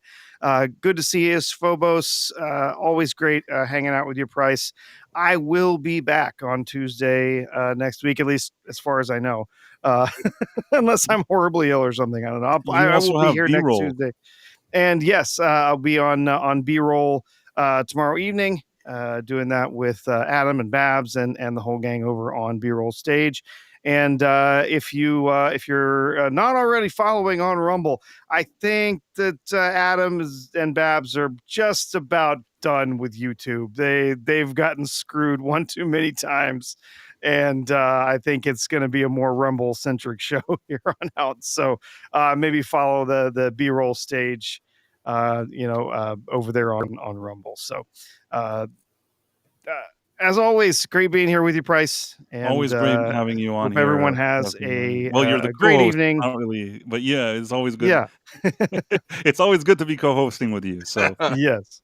Yeah, man. Have a great night, and hope your morning isn't too bad. Ooh, yeah, it's gonna be a rough one, but that's all right. We'll make it work. All right. Well, you all have a great one, and I will see everybody again this next week. So take care. all right, I'll see you later, man. Now, this is what I wanted to show you. It's the Phobos. Do you see this? Yes. Okay, so this is Daphne Keane, who's in the MCU and was in The Acolyte on the left. Then you have Isabella Merced, or whatever her name is, in the middle, I think. And she's Hawkgirl, if I'm not mistaken, and Superman. And I was just writing that like they went to the beach together. Apparently they're friends and they like to go like all girls to the beach and hang out and have fun. And I wrote, like, seeing Daphne Keane and Isabella Merced frolicking on the beach together in real life versus how they look in Disney and Warner Brothers project, it's proof that Hollywood studios hate their customers. And that's really what I feel. It's like they don't want women to look like women in their productions anymore. And we used to have a situation where in real life women were just like looking maybe okay, and then in film you had all these makeup and all these wardrobe and all these people trying to bring out like the best in them to make them look glamorous, to make them look really good. And now we have the opposite situation. The only place that these girls can try to make themselves look good, if there's like a red carpet and nobody can control what they're wearing, then they'll wear nice stuff. And if they have some spare time when they're not filming, they can go to the beach and like hang out. That's the only time. Otherwise, they have to. I guess they're expected to look bad all the time, which is really strange. Yeah, boy, Daphne Keane grew up. Holy moly! From the little girl in Old Man Logan. That movie was a while back. I hadn't realized. I mean, yeah, I don't know how she was old then. I think that she's in her 20s now. I think, yeah. I mean, again, I'm not the I would categorize myself as too old for these ladies, but I'm just saying in general, the idea of trying to make them look bad. I mean, who wants to go see a movie where you're trying to take people and make them look bad? I mean, we have hundreds of real life examples. So I used to work at a play. I used to spend a lot of time at Sony Studios in Culver City, and because of my sobriety, I have a chance to meet a fair amount of celebrities on a regular basis. And it used to be that no one looked as gorgeous as they did on screen. Like you'd meet somebody and you'd invariably be disappointed. Yeah, she's good looking. That happened to me too. And in case you're interested, there were two women that did look better in real life probably the two most beautiful women I've ever met in person besides my wife, which was Nev Campbell and Vanessa Williams. I mean, I was just, and they were both really super nice. And I was like, but I couldn't even talk. But in general, yeah, it's really disappointing to meet a celebrity and like, oh, you just look like my neighbor. But nowadays, you meet them in real life, and they're much better looking than they are in their video game or movie. I Right, mean, exactly. And I just want to say, yeah, I understand. First of all, they're not underage, the ladies that I showed, but I will say that they're on the younger side of the spectrum for me. I'm not really in their age group, so it's not going to be ladies that I necessarily go out with. But I'm just showing an example. It doesn't really matter if they're in their 20s or 30s or whatever it is, or 40s. Anything you see now that there's like a woman that looks good, it doesn't matter her age. Hollywood is just trying to go out of their way to make them look bad. That would never happen back in the day, that there were ladies that are in their 20s and look nice, or in kind of Marvel movies or DC, these kind of big tentpole movies, and somebody would come in and say, how do we make them look bad? That's insane. It's insane. And then it brings me to that article today that you had, that thing with Disney is looking for male male. IPs. Do you remember Yeah, that? yeah, they're Disney is looking to bring the men back into their audience. And they never forgot that sex sells. And yeah, man, I mean, I'm very old, but the day I stop looking is the day I stop living, like we all like looking at nice looking people. Women like looking at other good looking women too. So um they still know that sex sells, but they believe that they can train us otherwise. Um, did you read any of the Bo DiMaio stuff going on about Kevin Feige? I'm not going to get too sidetracked You here. know, I read it. Listen, I don't have anything against Bo DiMaio. He No, seems like no, no. he seems like an okay guy. There is a situation there where he worked at a place. He doesn't seem happy with the way things went down. Maybe he's right to feel that way. It's hard sometimes for me to evaluate because I wasn't there really to witness the relationship between his boss and him and all that stuff. I'm not taking lightly what Bo DeMayo is saying, but at the same time, I don't really know what to say. I mean, you had like Nia DaCosta. That's somebody else. At least Bo DeMayo, you can say he did a good job, and Yeah, most of those other Marvel people didn't. You had Nia DaCosta this week also trying to complain, but her movie was crappy, so there was really nothing. I'm sure some of it is Disney's fault. Some of it is Kevin Feige's fault. It sounds like he's kind of lost the plot. I'll give them all of that. But Nia DaCosta didn't exactly come with kind of some kind of clutch no, to save that whole situation. no. But my main takeaway from his, and I do think he's credible, but he's a weirdo, is just how much these companies despise their audience. They hate us, and how much they hate the IPs. Like, you definitely get a good sense that, wow, man, if they could do their business without us, they definitely would. And that's why they've been able to, they fan baiting, fan blaming, fan accusing. They've been doing all that for 10 years, chasing all the men away. And now all of a sudden it's like, we need to bring the boys back. Well, the person in the chat got it right. Sydney Sweeney will bring the boys back and half the women too.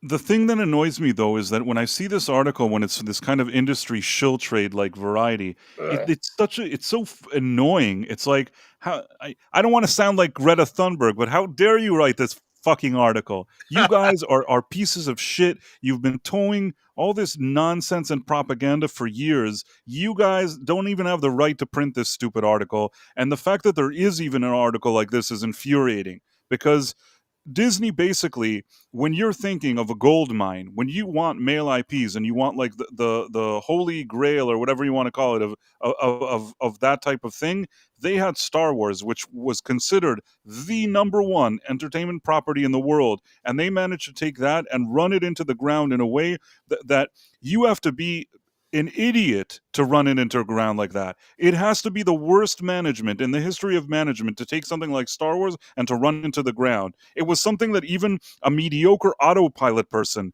would have done something that maybe at least doesn't alienate people. You had to be some kind of stupid to take that thing and chase everybody away with all those space witches and space witch lesbians or whatever all that weird stuff was.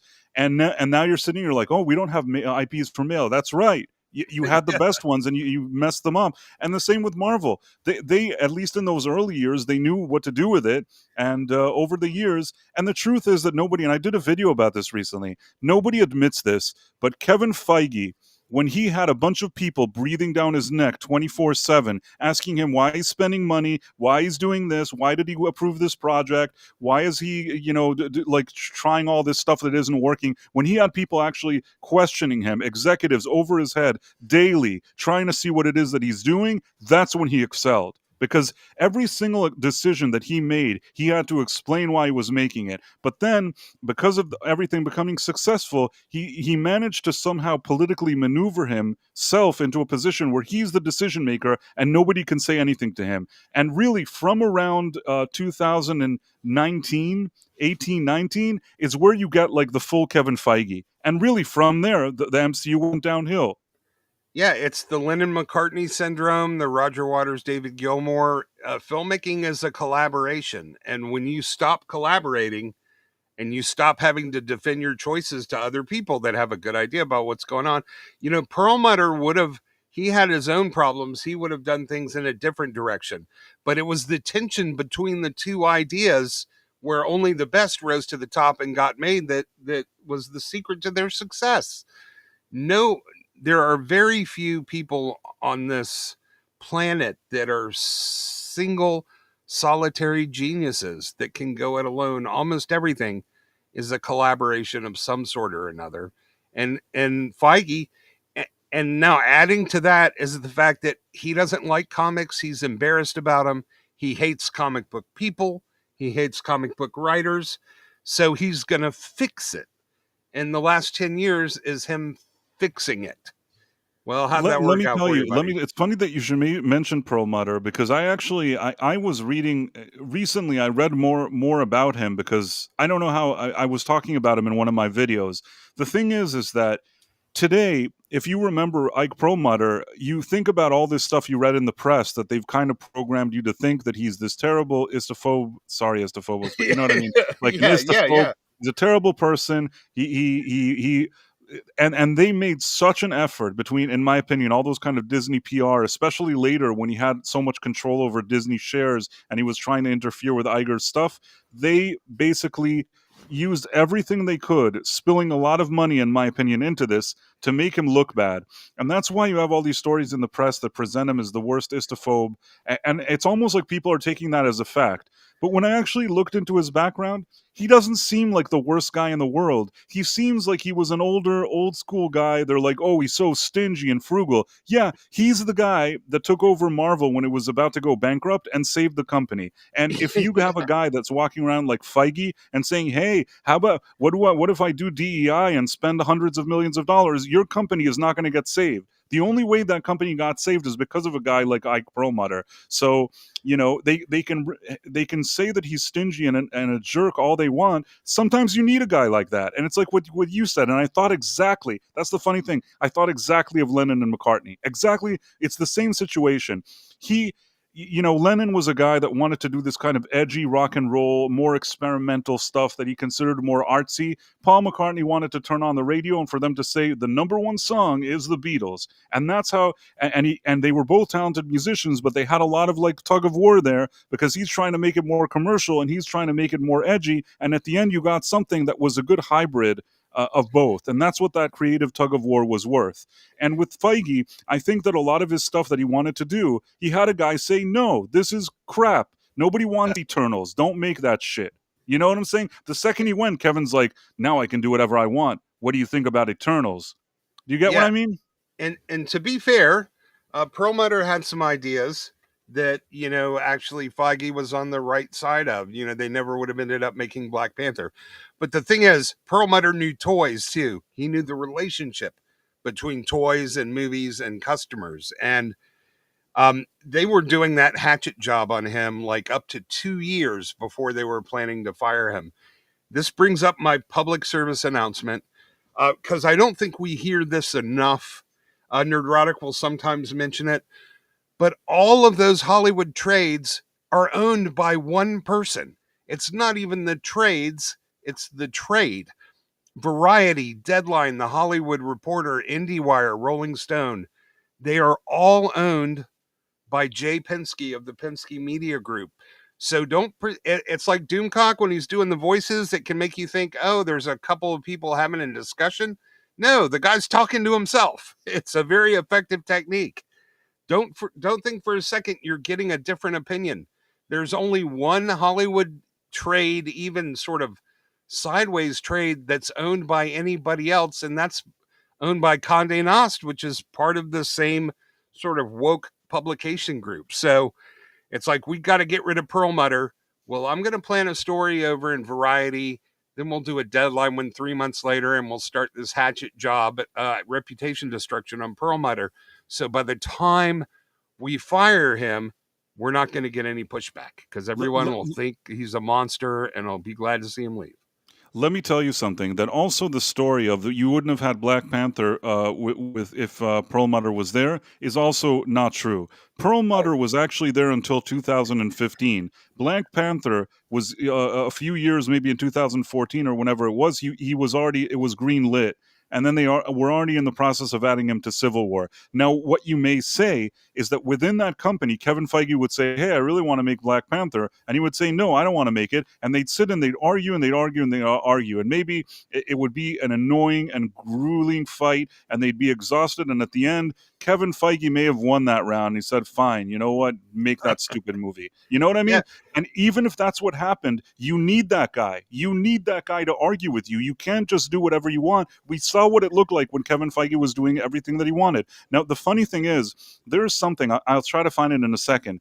These newspapers, if you look at them, if you look a few years back, not now, you look like 5-6 years ago, you find articles about Perlmutter that they're already programmed to tell you that he's the worst person ever. Their reasoning for why he's the worst person ever is because they found an email that was leaked during the Sony leaks for some reason, and Perlmutter is on that Sony email explaining the concern he has over female superhero movies. Have you ever seen that email? Yeah, I do want to point out. So even what, like you said, the Black Panther. See, even someone as smart and as observant as me got fooled by the propaganda there. So it just tells you, I'm kidding. It's how effective it is. But yeah, it's. Do you have the email to bring it up? Yes. Okay. This is from Comic Book Movie. That I assume that they read it in some other industry shill, whatever it is. But this is from 2015. I believe the article itself is from 2015. So take a time machine, and this is now them explaining to you that this Perlmutter guy is the worst guy that ever lived. Are you ready? Yeah, I'd kill to be 60 again. Oh, because of 2000. I see. No, I'm just saying, go back 10 years. Yeah, man, I love that. Okay, so basically, have you ever wondered why Marvel Studios won't move? Can you see this? Yeah. This is an article from 2015 from one of those shill sites, and it's this leaked Sony email might reveal why Marvel won't move forward with many female-led films. And now they're preparing the big villain, okay? Have you ever wondered why Marvel Studios won't move forward with female films? If yes, hit the jump and check out a leaked email sent by Marvel CEO Ike Perlmutter to Sony CEO Michael Linton, and that just might reveal the reason why Marvel won't move forward with certain female-led films. Are you ready? Yes, sir. And then this is the email I guess they found. And the topic is female movies. Mind you, this was a private email, but let's forget about all that they leaked it or did whatever. Michael, as we discussed on the phone, below are just a few examples. There are more. Thanks, Ike. Number 1, Elektra, Marvel. Very bad idea, and the end result was very, very bad. And then he puts the box office mojo numbers showing that the movie lost money. Then he says Catwoman. Catwoman was one of the most important female character within the Batman franchise. This film was a disaster. Again, he puts Box Office Mojo to show him that the thing lost money. Then he wrote Supergirl DC. Supergirl was one of the most important female superhero in Superman franchise. This movie came out in 1984 and did 14 million total domestic, with opening weekend of 5.5 million. Again, another disaster. Now, this was their thing. They wanted to explain that he's like the mustache man, or however they were trying to paint him. This doesn't look like a guy who's like unhinged and going off the rails. You know what I mean? All he did was say, "Oh, you want to do a female superhero? Let's look at their track record." Well, we tried it here, they tried it here, and they tried it here, and these movies didn't turn out well. Now, this isn't even an email that he's like telling him 70 things in the email. All he's doing is showing him examples where there were female characters that were considered popular, but they didn't manage to make movies that were profitable. And as a businessman, I don't think that there's anything wrong with sending this email. Do you get what I mean? I don't think that this makes him a monster or a bad person. Maybe he is, but this isn't the reason. Do you get what I'm saying? Yeah, there's nothing in here about, women or being a woman, or it's like his other, when he sends the toy sales figures. He's like, we know this guy is popular because it sells 100,000 units. This toy's less popular, so maybe let's not go with this hero. This is just facts and data. This is all objective stuff. There's no opinion here. There's no, you can say he's a misogynist because he doesn't like female-led superhero But movies, but even that's not so, what he's saying. no, he didn't say, "Hey, I don't like women. How dare you think that we'll put women in a movie?" He just wrote, "Listen, these were very popular characters. Movies were made, but they didn't succeed at the box office." He was just saying that it's a risky venture. And you know what? Kevin Feige made a big stink about this guy. And there was another thing that was leaked to the press that sometimes comes up: the Terrence Howard story. Did you ever hear that one? Are you familiar with the Terrence Howard story? Oh yeah, again, they tried to paint him. Yeah. First of all, complete hearsay. There was some employee, if I remember correctly, somebody that worked with him. A long time after the guy was either fired or I don't know what, he had some story to sell to somebody. I don't know what it was. It was something along the lines that when Terrence Howard, there was some kind of problem with the negotiation with him for Iron Man 2. He claims they screwed him over. They claimed that he wanted too much money and was demanding things that they never intended on giving him. The thing blew up. They ended up calling Don Cheadle, making the same offer that other guy didn't take. He took the offer. He became, roadie, and the rest was history. Now, personally, I'm going to tell you the truth. I like Terrence Howard better. I like him as an actor better. I liked his roadie better. I like him better than Don Cheadle. I would have preferred that he would have been roadie. Happy to take him over Don Cheadle. I'll tell you the truth. But you know what? It is what it is. That's what happened. And I guess when they recast it, the guy that quote unquote blew the whistle on Perlmutter, he said that Perlmutter said that it doesn't really matter, that they'll replace this actor with that actor, and when people go see the movie, they won't know the difference. Now, the way that he was presenting it, and I don't even know what was actually said, is that it suggested that the reason he thought that nobody would know the difference is because of a istophobic thing. Yeah. That, yeah. that quote unquote they all look similar and whatever. But because we don't have any context to the conversation, and it's more of a dude, trust me, bro, person that's 6 months later after he was fired saying something that nobody has any kind of nothing to back it up. The guy could have also been saying, "Listen, Iron Man is why people go see the movie at the theater. The guy who plays the other guy, it'll be this general. There's going to be another actor. It'll play a general. Nobody's going to notice. It'll be fine." You know what I mean? It doesn't.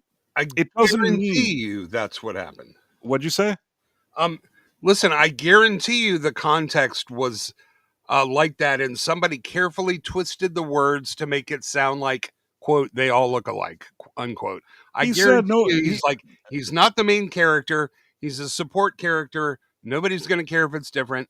They're there to see Iron Man. Exactly. I'm absolutely sure that's he was trying to calm down whoever was freaking out there and saying, "Don't worry, nobody's going to give a shit. We're going to replace the actor. They won't know the difference. It's an Iron Man movie. Shut up." That's probably what he said to somebody. And then the guy's like, "Can you believe what an istophobe?" And the truth is, I think that they got rid of him in late 2015. And I vaguely remember, I think that this was not too far after Trump declared that he was running for president, and it turned out that this guy was like a longtime friend of his or whatever it is, and I suspect that probably helped them move things along within their company of trying to boot him out of there. And they were willing, in my humble opinion. We've seen this before. You know what I'm saying? We know what they're capable of, and I'm not suggesting anything. I'm speculating here, but I'm saying that if it turned out that there's some shenanigans happened to try to paint somebody in a negative light in order to get rid of that person, I wouldn't put that beside anybody. You know what I'm saying? Yeah, and they have an entire propaganda arm disguised as the Hollywood media that they can go and plant any story they want. They can push any person they want. They can ruin anyone they want. And, people take it as fact. Oh, it's Variety. They know what they're talking about. No, it's Variety. They do what they're told, really. And the thing is that Feige always brings up that he didn't want, Perlmutter didn't want to do Captain Marvel. Now, initially, when Captain Marvel, quote unquote, did $1 billion worldwide, Kevin Feige would go around and it would be a talking point. If Ike Perlmutter was still here, we wouldn't have Captain Marvel. Look at what I did for women. The truth is, though, we saw with the Marvels that say what you want about Ike Perlmutter, but the guy was onto something. I mean, I'm not saying that it's not good to put a female in a comic book movie, and I'm sure you can make a female comic book movie that's good, but I also think that a guy that was doing this for many years and understands what his main target audience is, how much these movies cost to make, what you need in order to make a profit, and perhaps thinking to himself that maybe if you just focus on a female, it could be a problem when it comes to the revenue. Even if you don't agree with him, it doesn't make him a bad person. You know what I mean? Even if Kevin Feige wanted Captain Marvel and he said he was concerned because these type of movies, in his experience, some things that he was involved in were actually money losers. So how can you dismiss a guy with his experience? Meanwhile, Kevin Feige would always use that as an example. At the end, the only reason that Captain Marvel made all that money is because they sandwiched it between Infinity War and Avengers Endgame, and the end of Infinity War was basically like a tease that you understand after Infinity War that the only thing you can do is that you have to go see Captain Marvel. Yeah. You have to go see it. Yeah, that was the after credit.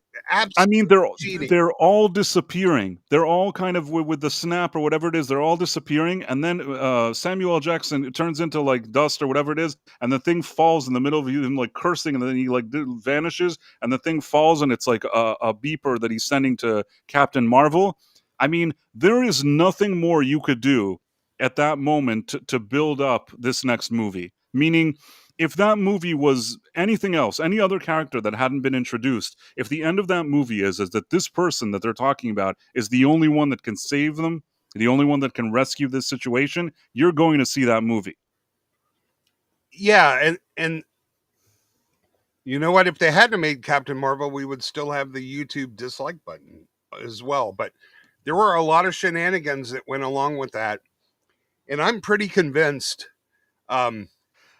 Right, and you know that the vice president at the time of Rotten Tomatoes was a guy or the president of Rotten Tomatoes was a guy that was a former VP at Disney that had all his friends there. Suddenly, there's no more dislike button because you can only say that it's the best thing ever.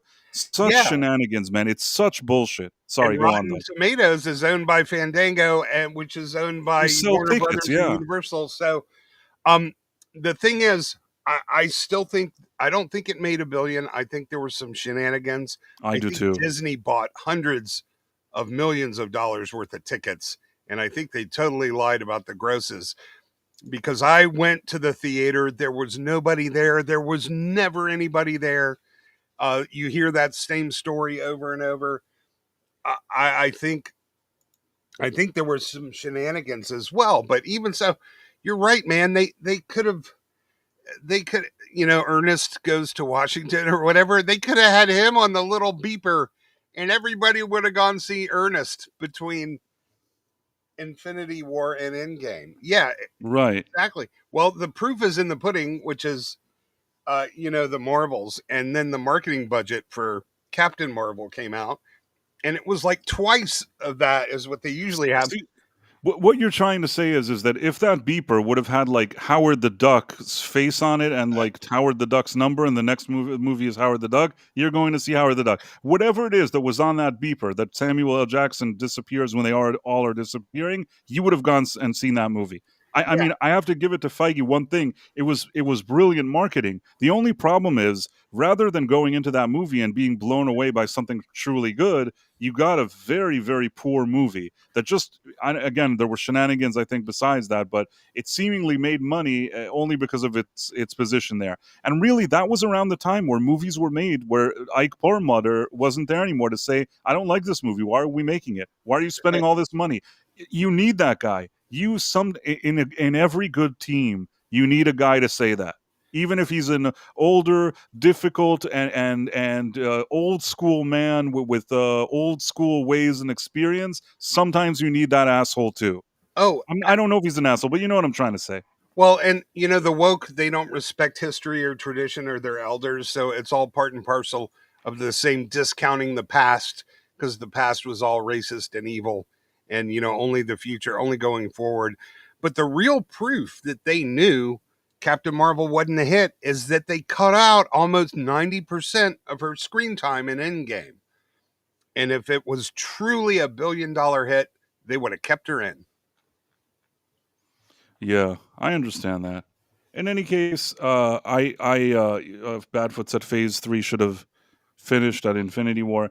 I think that after Avengers Endgame, if all those people were smart, they would have minimized everything.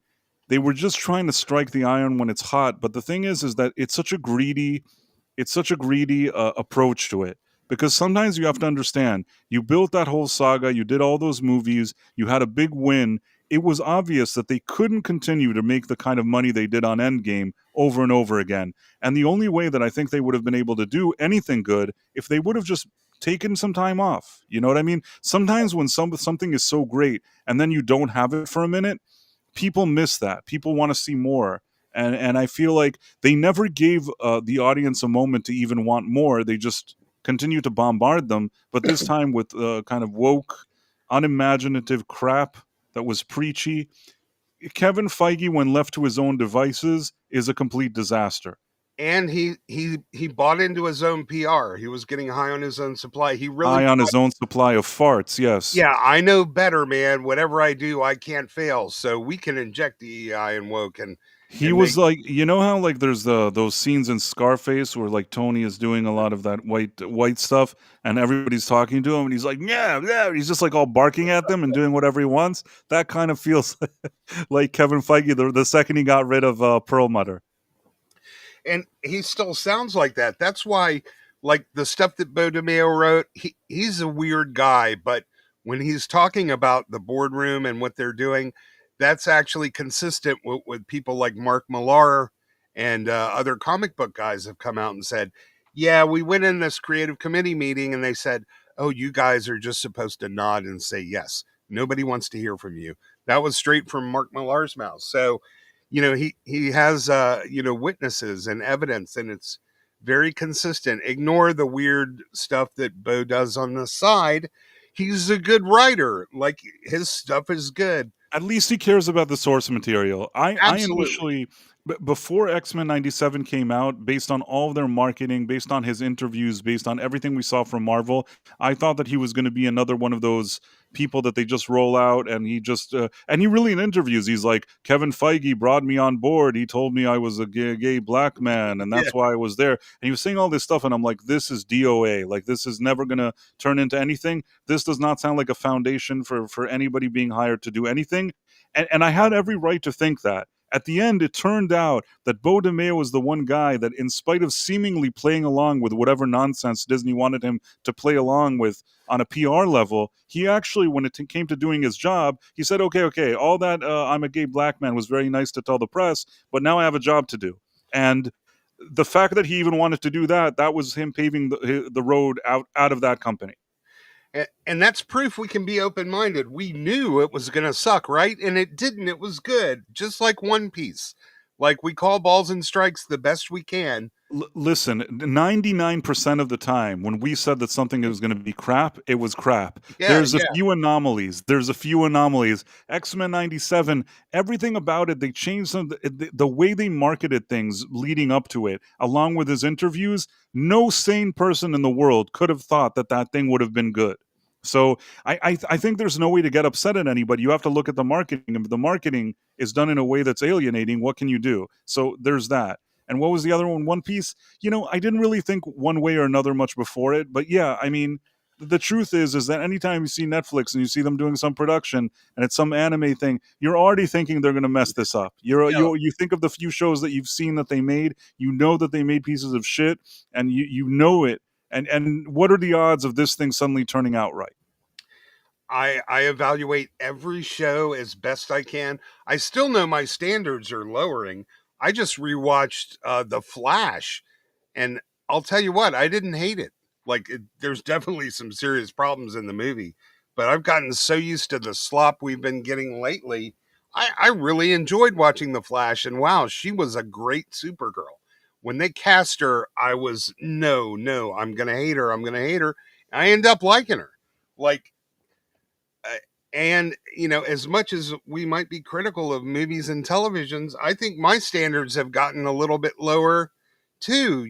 We had the thing about Nobody too, and you sort of brought me back to my senses. But um, you know, like I said, I can only say I'll always try to be as honest as I can at the moment. Sometimes my feeling right after when I get out of the theater is different than what I think the next day after I've had time to ruminate and consider it. Um, that's natural that opinions will evolve over time. But I really do stand by my evaluations about narrative and storytelling and dialogue. That doesn't change. The enjoyment factor may change, but exposition is exposition. Tell, don't show. That stays the same. And if that's there, I'm going to call it out. But, there's still a bunch of stuff that we both really enjoyed. So it's not like we're negative Nancy's about everything. Yeah, no, we're not at all. Did So I just say negative Nancy? I'm no, I understand what you mean. Yeah. I'll tell you what though. Back to the itinerary. Um, we really What was in our time? What we were supposed to talk Gavin about? Newsom and James Gunn Superman. Okay. Gavin Newsom. What I wanted to tell you is that he has that thing that he's trying to pretend that he's Trump. Yeah. I don't know why. It's like, well, first of all, the truth is, I'm just not a fan of Gavin Newsom, and this is. I always say this. Even if Gavin Newsom tomorrow said that he was a Republican, I still wouldn't like him. He's not. He's not my preference. You know what I mean? I don't prefer his antics. No, we both despise him tremendously, actually. Right. So I don't really, I'm not a big fan of his. So the thing is, it's like he has nothing to offer. Instead of sort of coming up with his own thing of what he does, he's like, maybe if I imitate Trump and maybe that'll be good for me. It's such a lazy approach. It's like, why aren't you doing something that makes you you? I know who Trump is. I know exactly how he acts. That's how he is. He is Trump. I also believe him because Trump is who he is. You may like him, you may not like him, but I certainly believe that he's acting the way he acts. Gavin Newsom, I mean, what is he? Like an emulator of Trump? Who is he? What does he do? What is he suggesting? What is he doing? His whole thing is, I'm going to pretend I'm Trump. That to me sounds stupid. He is a walking bullshit machine, is what he is. He will change his opinion and change what he says, with the direction of the wind. The thing is with Newsom, you never know what you're going to get, but it's not going to be honest and it's not going to be authentic. And how silly is it to spend 4 years calling this guy Mustache Man, saying everybody he's the worst guy ever, and now you're copying him, trying to be him? Like, what does that tell you? Yeah, it's just kind of lame. It's so lazy. Everything about Gavin Newsom is lazy. The fact that there were all those fires and people were losing their homes, he's like, "Let me do a podcast. Let me try to show that I'm reaching out." What about my presidential bid? He's so annoying. I'm It's on the like phone with the president right now. No, you're not. I can see right through him. You know what I mean? It's just he's so obvious, and I've never liked it. But what do I I know? don't understand is why everyone else doesn't see through him. That's what baffles me. I was in San Francisco when he was mayor.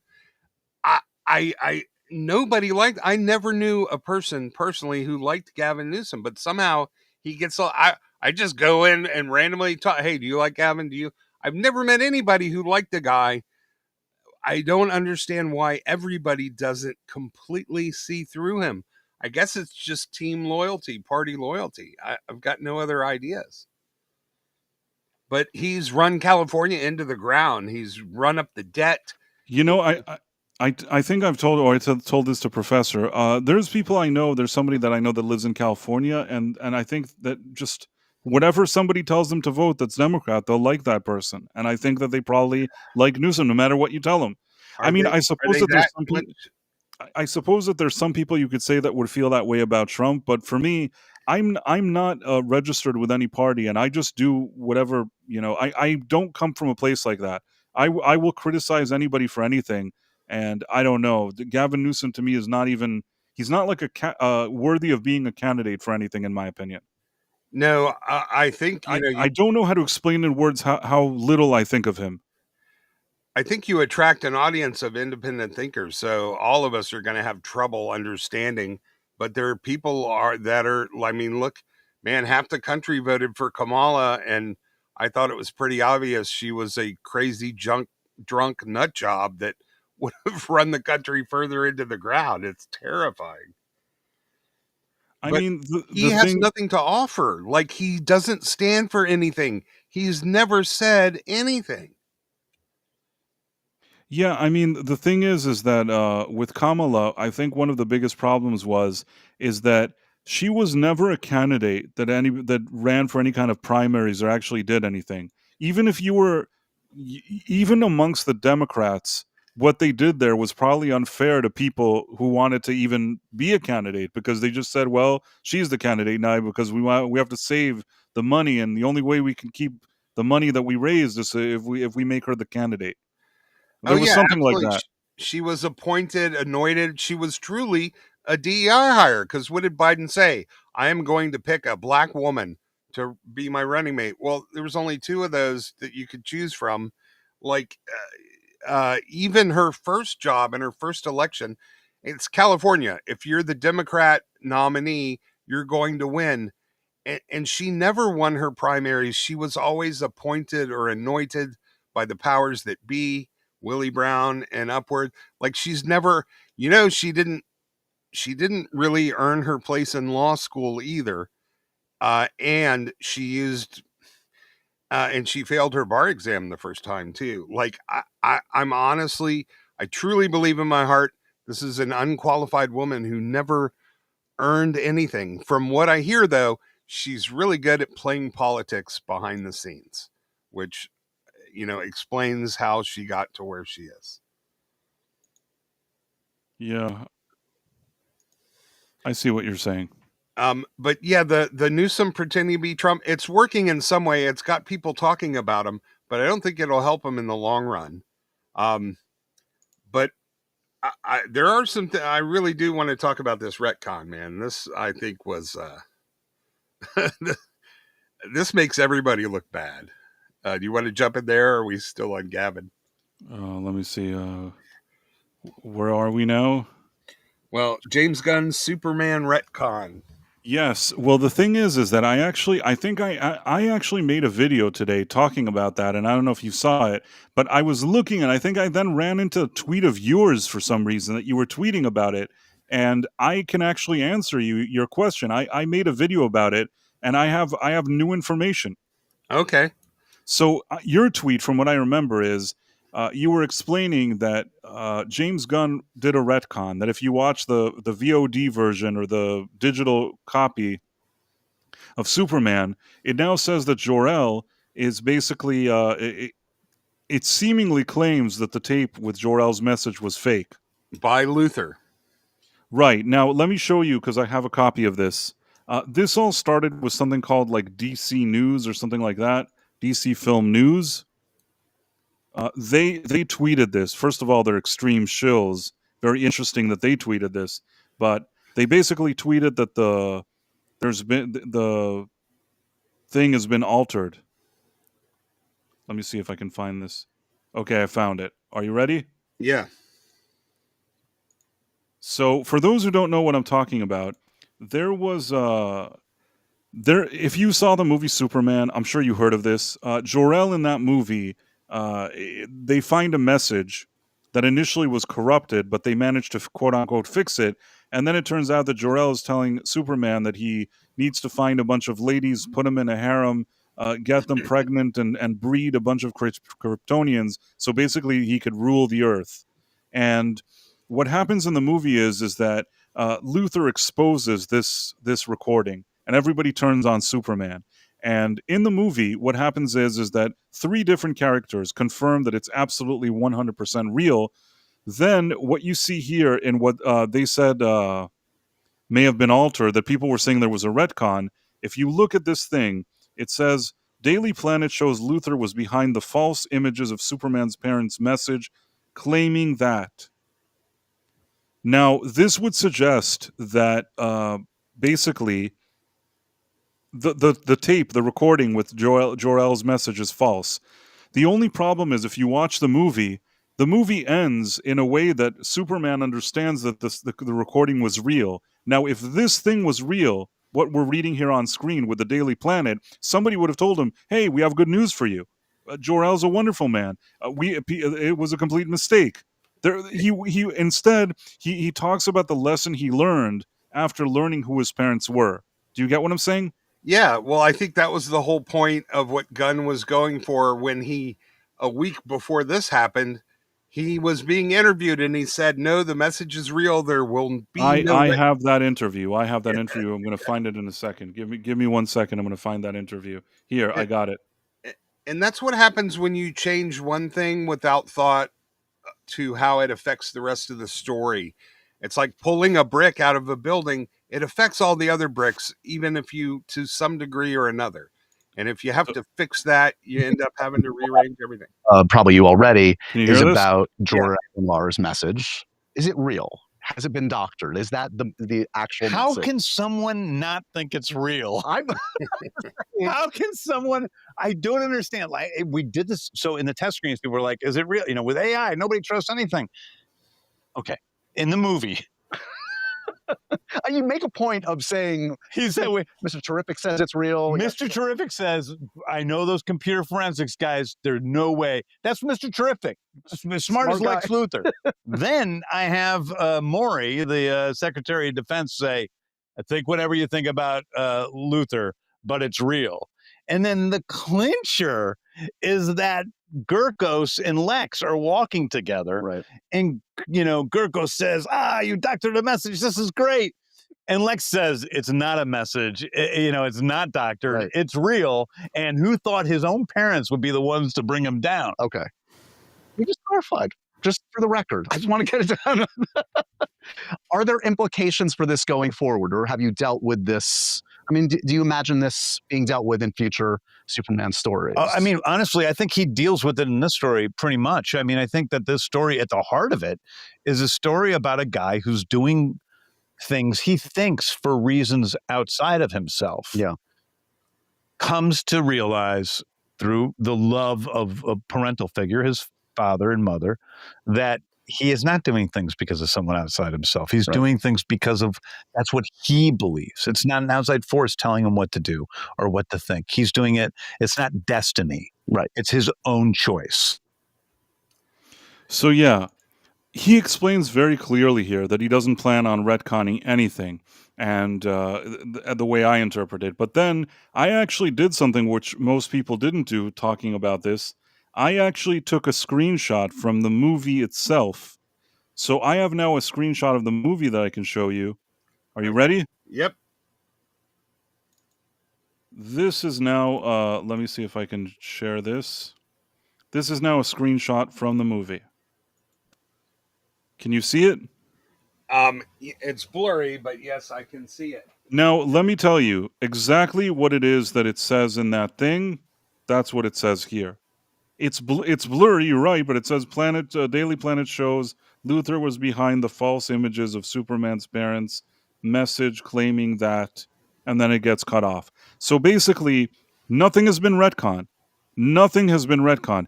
No changes were made. No retcons were made. This was in the original movie. And the only thing in my video I explain, and I'm giving you kind of a sneak peek because nobody probably watched my my video here, but what I'm going to say is there's 3 possibilities of what happened. 1, maybe he put this in here just as an insurance policy if he ever wants to kind of backtrack, although it wouldn't make any sense because one of the characters would have walked up to Superman towards the end of the movie and said, hey, we got good news. and nobody did. So that doesn't make sense. The other thing is James Gunn is just a troll, and he thought this would be funny for some stupid reason. But that's consistent with Gunn. Yes, it is consistent, but I tend to think that inserting a major plot hole within his own movie is stupidity that still he wouldn't do because he still has an ego and he wouldn't allow that. That's what I think. Then you have the final scenario, and this is the scenario that I think is the real one. This is what I think. There was a time a few months before the movie came out that there were test screenings, and test screenings were raising concerns over at Warner Brothers. That's what people were saying. Now, at the same time, what happened is that in this video that we just saw, he explains that people at test screenings were asking questions about this. Now, he's putting a nice spin on it, but imagine you're showing a test screening of Superman. The only thing you really want is people to clap and say, this is the best thing ever, and walk out of the room. You know what I mean? You're doing a test screen, and people are like, wait, what happened with Superman's parents? Wait, that can't be real, right? So that means that this was bothering people. Do you get what I mean? Who walks up and starts asking a million questions about it? Only people that looked at it and said, what is this shit? You know what I mean? And rightfully so, because it was a stupid part of his movie. So at this point, what I believe happened, I have no way to prove it, but I believe it, because there were also rumors that then they were frantic, they were trying to make changes or re-edit or cut the movie short. They changed the composer. They're filming more. They're not filming more. There's insert shot, non-insert shots. It's possible that prior to the movie's release, there were 2 cuts of the movie, and one cut by request had somebody inserting some line, even an ADR, or maybe another scene or another shot that was filmed with somebody saying, hey, I got good news. It ended up that it was corrupt. And then, they have that in the movie. The only problem is that even if somebody attempted to do that in that cut, it would undermine the whole movie, because his message, James Gunn's whole message is that Superman, in spite of what his parents are, can become his own man. And then at the end, the final shot is he doesn't consider those parents from Krypton his parents anymore. He only cares about the people that brought him up. Those other people are nothing to him. That's how the movie ends. So now what do you do? How do you finish this movie? How do you complete it? How do you fix whatever happened here? Maybe what you could have done is that he could go there and watch the message with his original Kryptonian parents. Instead of pasting the Kents, you paste the Kryptonian parents. You had somebody give them that line, hey, it ended up that your parents from Krypton were great. Maybe they try something like that, but it's more confusing. Somehow it takes the punch out of the movie if he's trying to tell that kind of story and give that character arc. So maybe they tried another version, and at the end of the day, they somehow had to, and I explained in my video, begrudgingly allow James Gunn to use his preferred version, was that the Jor-El is crappy. And it could be that this was all in such a rush at the last minute that maybe it was just overlooked that title was there. Nobody was thinking about it, or there was already no time to fix it. Maybe this additional scene was added with his brother just so they can insert that little thing, just so they can do something. I don't know. But I do suspect that there's something that we don't know. That's what I suspect. Yeah, I find it very easy to believe that something like a little chyron on an overlay could get overlooked.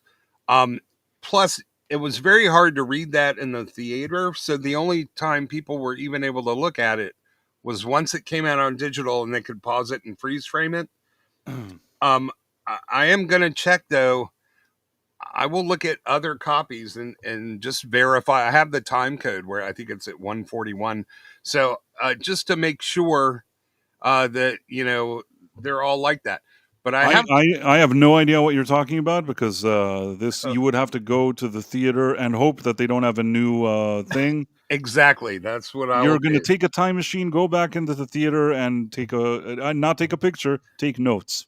I have 2 alternate explanations, though. The second what is that? One, I'm curious to hear. I thought my explanations were pretty good. No, they were. These are more in universe. That the Daily Planet was actually just covering for Superman. I thought of that. They were trying to help him out. He's their buddy. They think to themselves, they know that somebody messed with him here, and they're trying to throw him a bone. I thought of that. It's a possibility. But man, even if, okay, you know why I didn't include that in my video? Because even if that were true, you'd see a sentence where Superman realizes it. You know what I mean? Yeah. Now, I have the last one, but remember, so I think it was stupid to put this in, but it would be even more stupid to retcon it. So he's kind of damned if he does, damned if he doesn't. It's not consistent even with the tone of the first part of the message. It's not consistent with Kara L. It could bring up some questions about, other Kryptonians going forward. But I have one last idea, and I can't completely take credit for this. I have to give a little credit to my son. There is a way they could legitimately retcon this and make it work, and that would be Brainiac. Brainiac intercepted the message and altered it before it ever got to Earth. But I don't think they're smart enough or clever enough to go down that road. Okay, but the only problem is, actually, this is something that somebody mentioned to me. Actually, I believe it was Tom that mentioned this to me. Somebody in the comment, I forgot to respond to that comment, but I believe it was Tom that mentioned that to me. The thing with Brainiac, though, why would he take a ship where there's a young boy on it, change the message, have him arrive on Earth, and only years later arrive? There's something, and why wouldn't he just destroy the ship with the kid if that was his issue? There's things that don't fully make sense with that theory. Yeah, I'm not saying that you couldn't try to explain it, but man, it sort of feels strange. It seems like a stretch. You would have to be a good writer, but I got the impression the message wasn't with the ship. They talk about it was a transmission. My idea was that they sent the message along it at light speed and then sent the ship, and the message ended up catching up with the ship later, well after he landed. So, I mean, they really didn't explain, so it could go either way. But listen, even if he never intended to retcon it, he can still decide to do it now, and he can still have an executive telling him, you know what, we hate this. Now you're going to fix it. You know what I mean? Anything is possible. Anything is possible. But people are saying he's messing with it right before digital rollout. I actually am saying that, as far as I know, based on the image that I showed you, I could be like, there's a 1% chance that I'm wrong, but I'm 99% sure that whatever I just showed you, if you went on the first day to the movie theater to watch it, that would be what was written. It's a small message. You have to really, you don't have the ability to zoom in and look at it really carefully. You don't really know you're looking for it. It's easy to miss it. It's blurry and it's easy to miss. Yeah, well, I thought about doing the same thing you did, so I went back and consulted my notes, but they were too blurry to see. So I still didn't really have any idea what it said on the theatrical release. I see. Because I couldn't tell. But my notes were very kind of crystal clear. You know what I mean? It was very they were when I wrote them down, I made sure that they were of good quality when I wrote them down. If you have better notes than me. Hey, I want to give a shout out to Amelia Bedelia, because she said something in another stream earlier on, and it was perfect. It's like, you have to let him become a hero before you deconstruct the guy. And that's what this movie didn't let happen. Yeah, I mean, I think I've said something like that before too, that one of my biggest problems with the movie is, instead of starting the movie where maybe the first, at least 20 minutes establish that he's Superman. He's doing great things. Everybody likes him. He's there. He's helping people. He's doing his thing. And people are like, he's only doing it for 3 years. So what? He's Superman. 3 years into it, I assume that a few people will still like him after 3 years. Show that he's doing his job, doing whatever. People generally like him. Then, how do you really increase the stakes? Some villain shows up. Superman comes out. Everybody trusts that he's going to do the right thing. Everybody puts their faith in him. He comes out. This villain is kicking his ass. Then you're like, uh-oh, this is a real villain. What's going on here? Like Superman. And then maybe people start turning on him for whatever reason. And he, instead of getting this kind of thing that everybody's supporting him, he starts to become not as popular or something like that. I can understand that a little more. But instead, they're just, from the first second, they're like, the title card, it just says, hey, Superman just got his ass kicked. And then that's it. That's where the movie goes. And for the whole movie, it just seems that that's all that's happening. He just keeps getting his ass kicked over and over again. Never really convincingly looks like he's in charge. And to make matters worse, nobody around him seems to respect him very much either. And that's the part that probably is the worst of the movie. That if he at least walked around, people are like, wow, it's Superman. Something. Give me something. Instead, they're just like, like this jerk. Like, they just...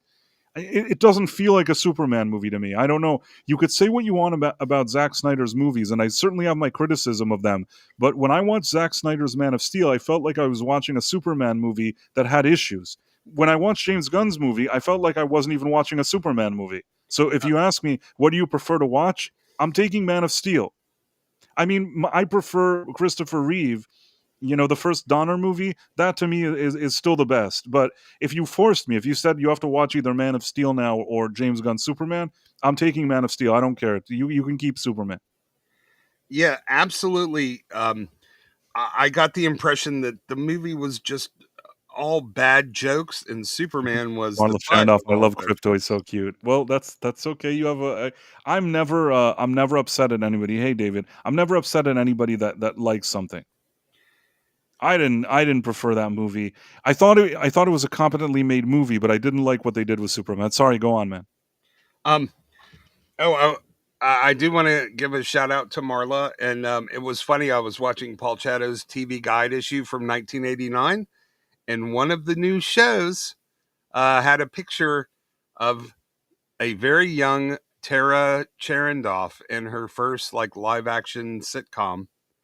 It was a show. I don't think it lasted. It only lasted one. It only lasted that one season, and I forget the name of the TV show. It might have been. Yeah, God, I'm not gonna.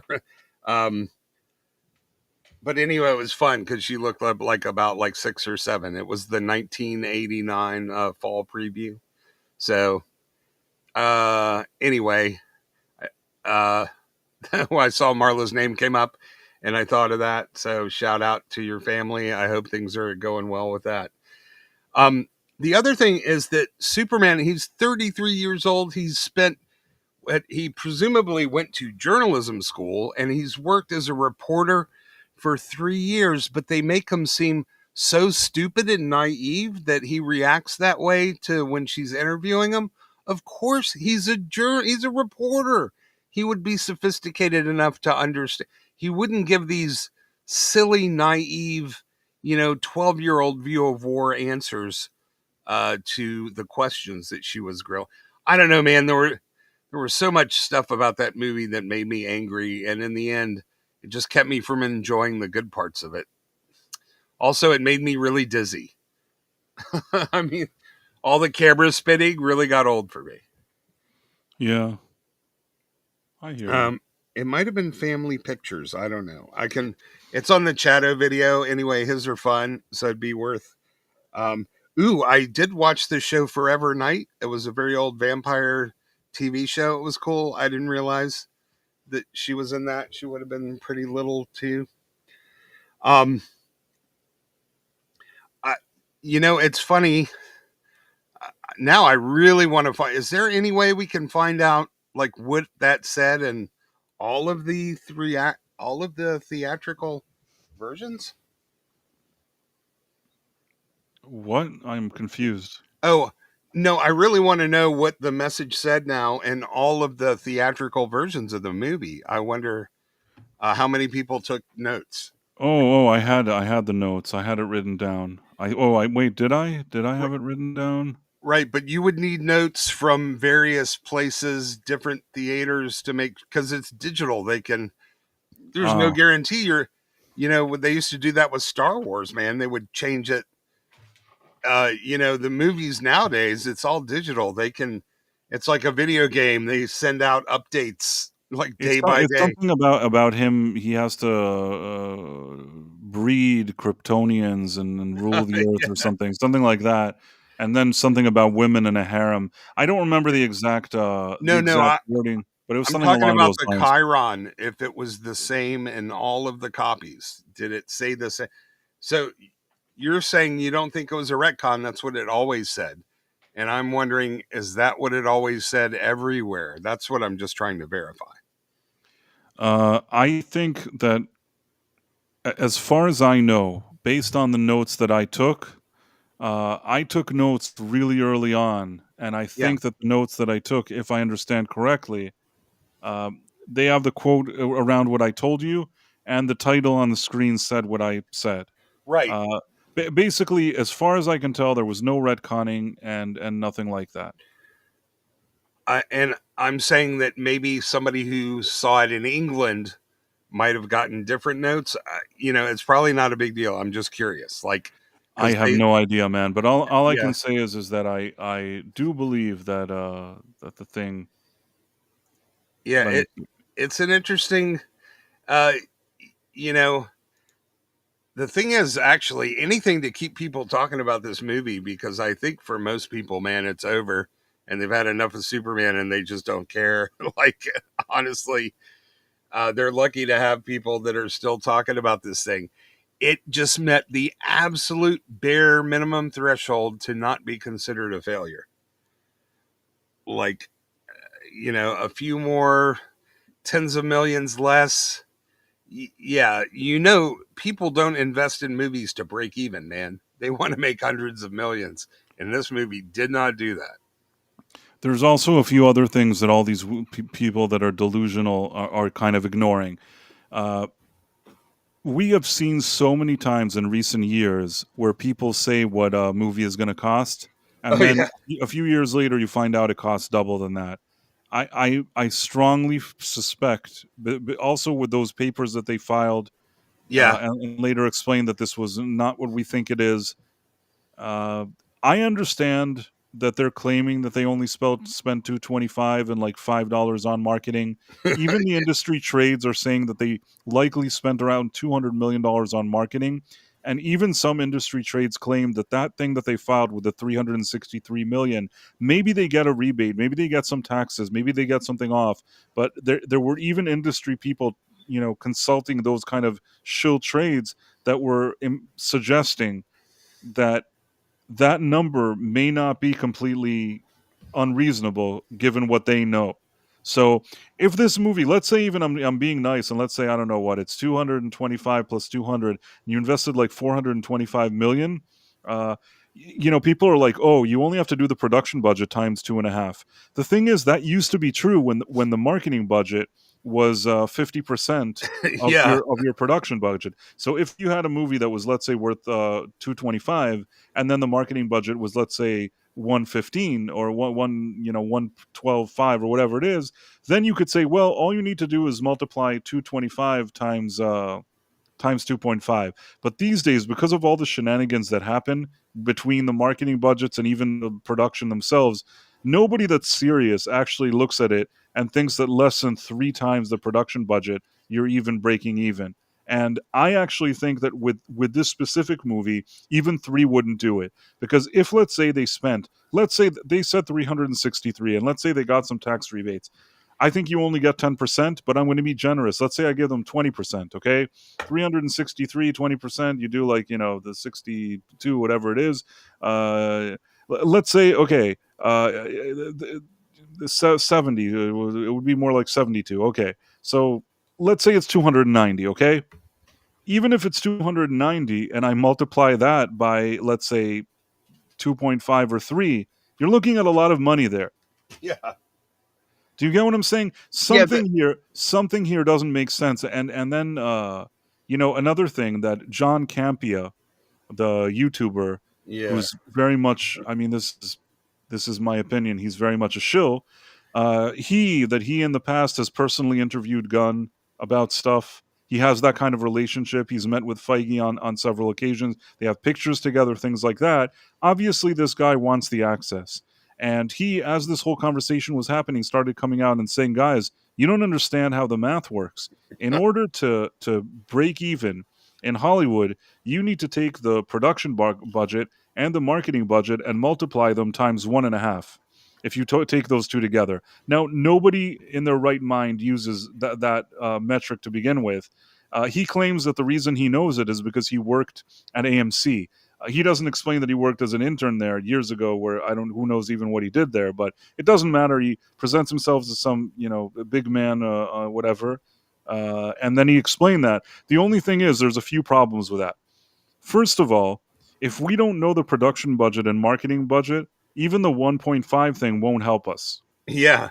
And also, he's like, oh, I mean, if the industry trades are saying, let's say that it's 200 million for the marketing, but he thinks it's 100 million or whatever, somebody fed him some nonsense, which is it's not 100 million. There is no chance that movie is 100 million marketing. No, So the then smallest movie ever with 0 is still 100 for prints and ads. So I think it's closer to 2, if not right the at. industry trades wrote that they believed it was 2. So then what do? You take the production, whatever, times 1.5.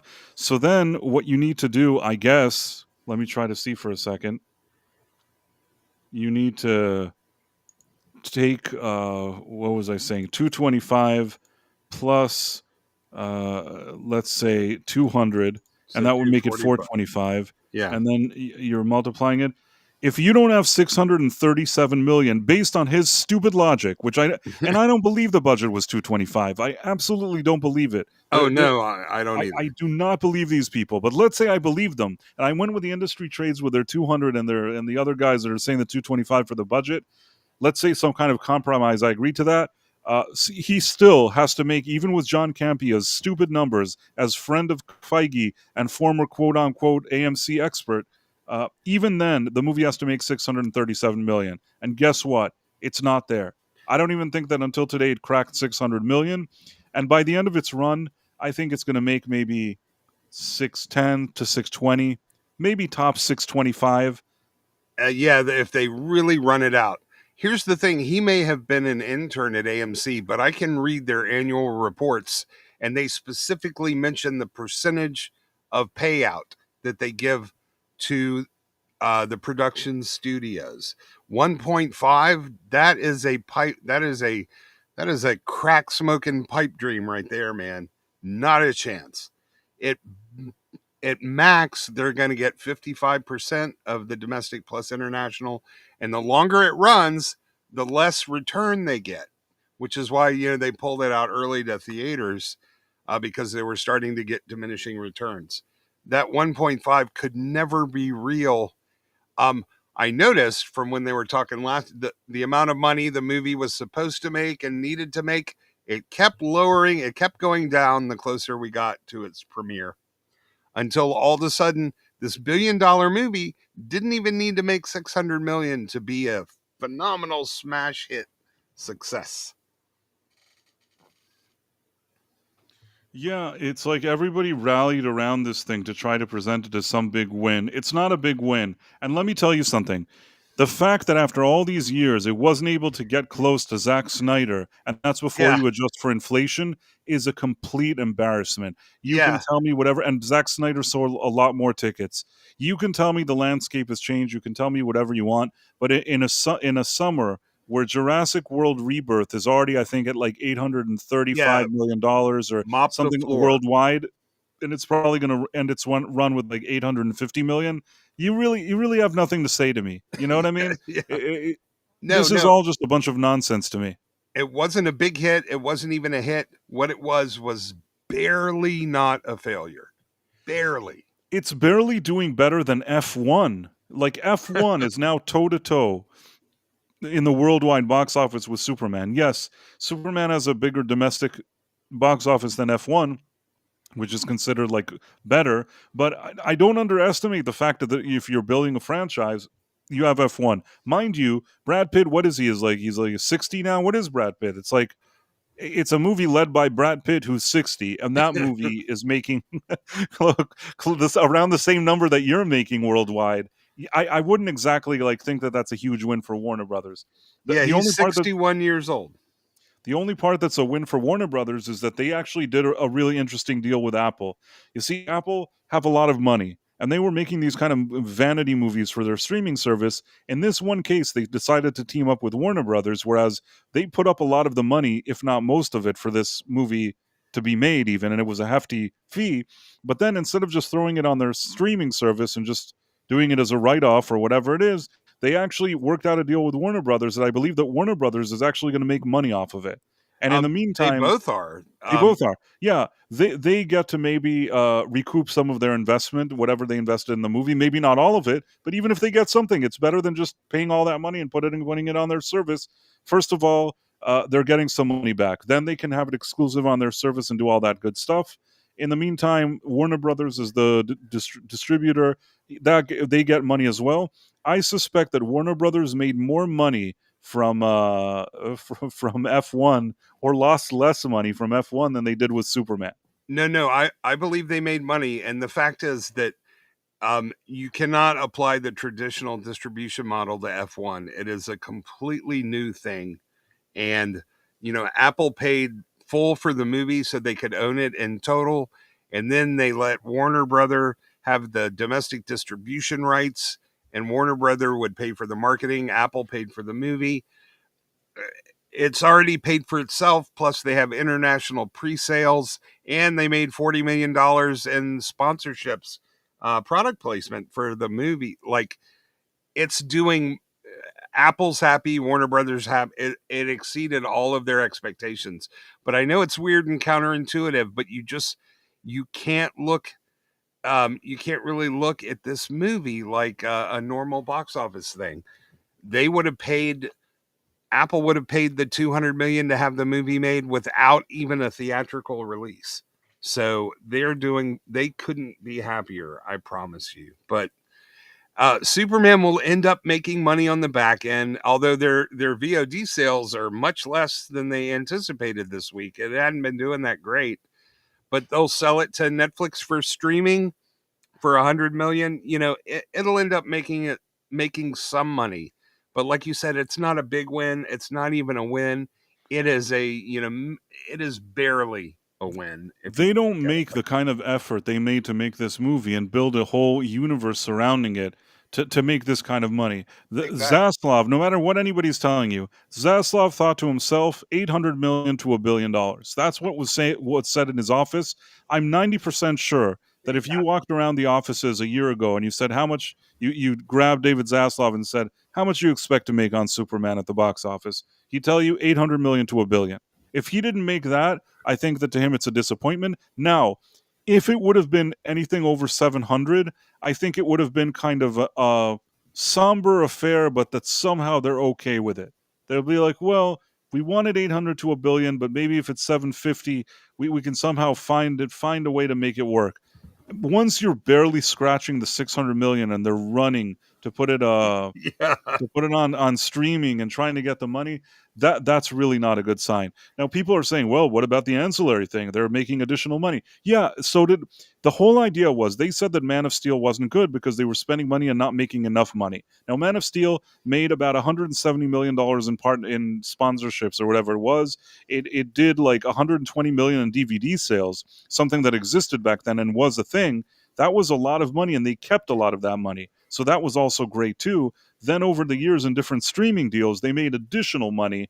So really, that movie actually provided a lot of money. And maybe originally when it came out, it disappointed them that they wanted it to make more money than it did.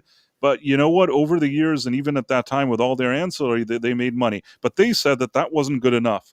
With all the ancillary, with all the fact, with everything that they made, it was below expectations. They wanted even more money. And for them, the answer was James Gunn. James Gunn was supposed to be the guy that comes in and shows that Snyder, they made a mistake there because he can show them how to make money. And at the end, he turned out worse than Snyder. I say this as somebody, people always assume that I'm a Snyder bro. I'm not a Snyder bro.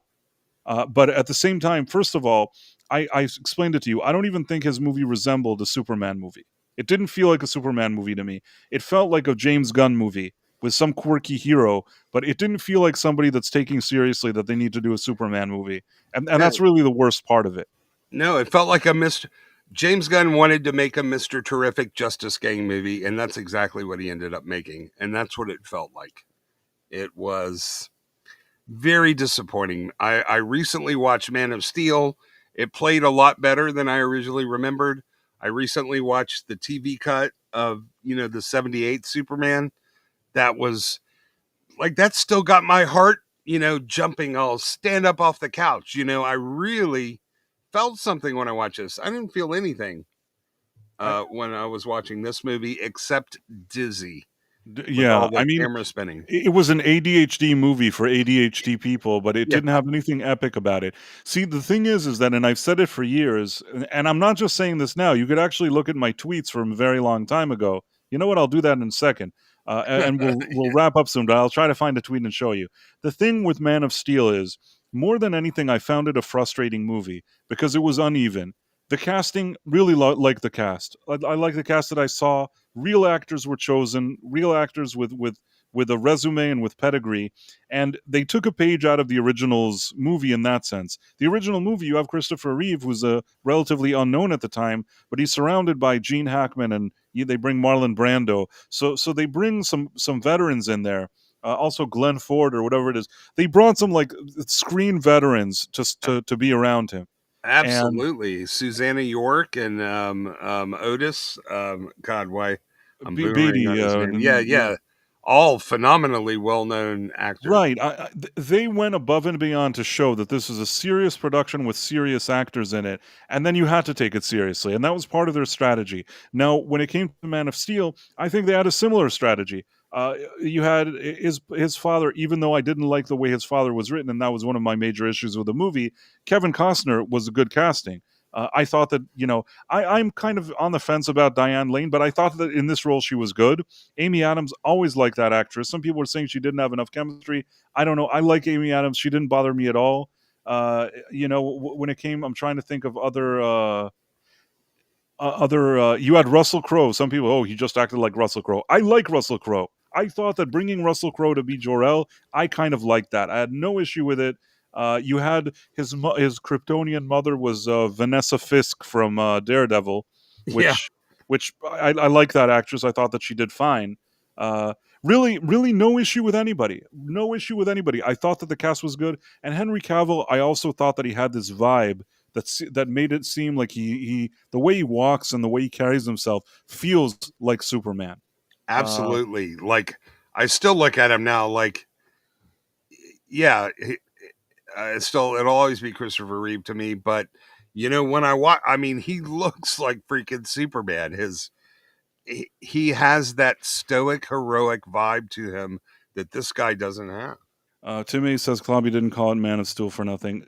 First of all, rip Clobby, and Clobby was a great guy. And I had some conversations, and he and I together were always able to laugh at a few things at that movie, things that bothered me, that I know bothered him very much. The thing that really bothers me about Zack Snyder's Man of Steel is the death of Pa Kent. It's a moment in the movie that's very hard for me to overcome until today. And that's what frustrates me, because if that scene hadn't played out that way in the movie, already the movie is a much better experience for me. It's a creative decision that I really, really am 100% against.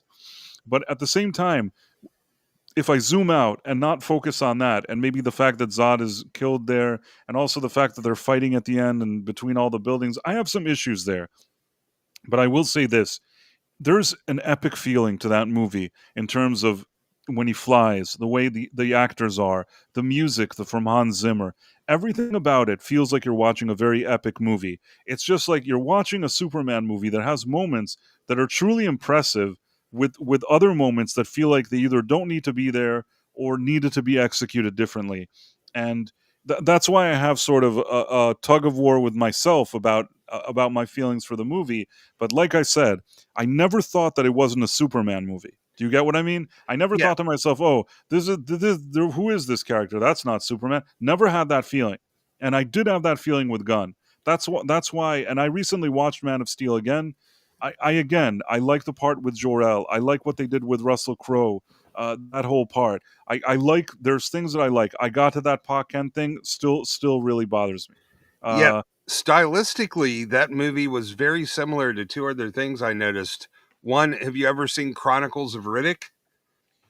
I believe I did. Yes, it has the one a with very Vin Diesel, isn't it? Yeah, a very epic, beautiful, gorgeous visual style, and the way they would do the sort of the wide shots and then quickly zoom the camera in, very much like the Battlestar Galactica reboot, where they would show you the ships from far away and then they would quickly zoom in herky jerky into one little guy that was moving along. So it really combined both of those styles to create a very epic cinema presentation in that movie. Absolutely. I felt this Superman, the Gunn, very pedestrian. It's almost like I was watching a TV show, a CW TV. The costumes don't even get me. Yeah. It did Yeah. not feel cinematic. No, it feels cheap. There's something about it just doesn't have that kind of thing. Uh NMNM says epic fail. Listen, I can respect both sides here. I understand. But I still, again, you tell me now, you have to watch either Man of Steel or it's James Gunn Superman. I'm watching Man of Steel. I don't care. I'll even accept the stupid death of Pa Kent. I would prefer that and still feel like I'm watching a Superman movie. For me. But there's one thing that's a victory here. We're still talking about it, and nobody's talking about Fantastic Four. That movie was so boring. Hold on, I'll get to that in a second. But Phantom Outsider, and we'll wrap up soon. Phantom Outsider and Superman 78, they also put Mario Puzo in the credits. So Brandon Puzo, a few years removed from The Godfather, certainly added to the prestige. The truth is that they wanted Mario Puzo to write some screenplay. They didn't like what he did. At the end, they kept him in the credits. I don't even know what he really did there. But I guess, for their marketing purposes, it did what it did. Tim A says Pa Kent also died in the 1978 Superman movie. That is true, but the question is how he died. And I think that in the 78 movie, it's handled brilliantly. It's a short scene that gets all the information. Everything that you need is done so economically. His father and them, they're talking.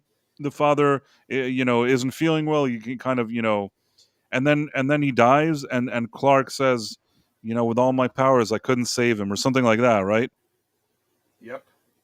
And And I that don't think there's anything more powerful than that. You're like, wow, that's like, and you're right about it. It was such an epic.